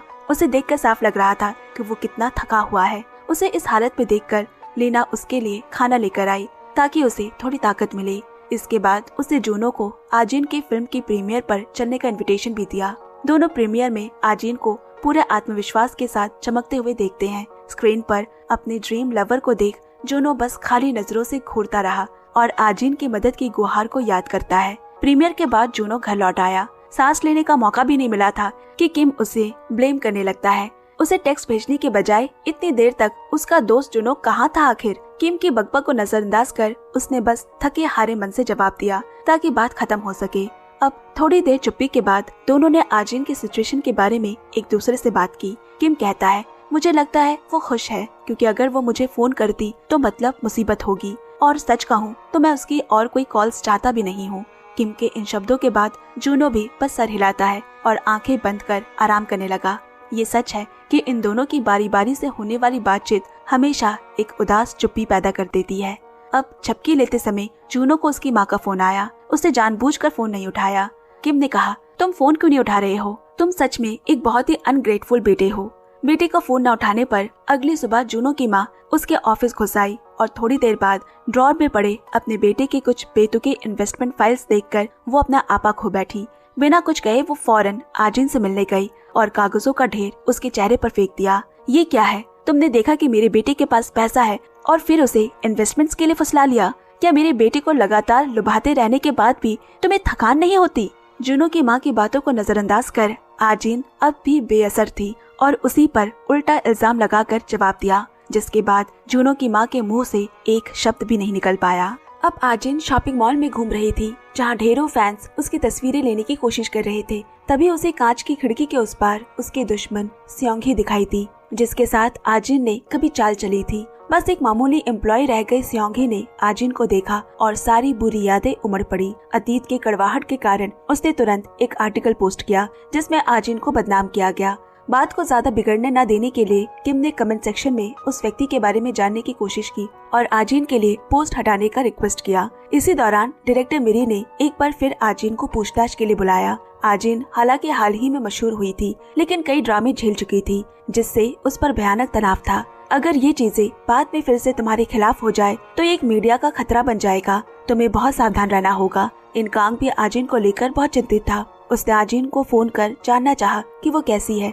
दूसरी ओर आजिन को इतना आता था कि बस वो इनकांग को भरोसा दिलाए कि चिंता ना करे और सोकर उठने के बाद वो उसे वापस कॉल करेगी। उस रात आजिन सो नहीं पा रही थी। करवटें बदलते हुए उसे बेचैनी हो रही थी। अंधेरी यादें उसके दिमाग में लगातार घूम रही है। उस वक्त इनकांग की दादी आजिन के घर आई। उसकी हालत अस्थिर देखकर उन्होंने उसके लिए खाना बनाया। इतना ही नहीं, उन्होंने अपने हाथों से उसे खिलाया भी। खाने के बाद दोनों साथ में सो रहे थे। दादी, सब लोग मुझे देखकर बुरा इंसान क्यों कहते हैं? तुम्हें ऐसा देखकर मैं उदास होती हूँ, दादी ने बड़े प्यार से आजिन को समझाया। दादी के मीठे शब्द सुनकर उसे कुछ सुकून मिला और वो धीरे धीरे नींद की आगोश में चली गई। यहाँ इनकांग भी अपने थकाने वाले शो के बाद कुर्सी पर ही सो गया। ना जाने कहाँ से डायरेक्टर मेरी उससे मिलने आ गई।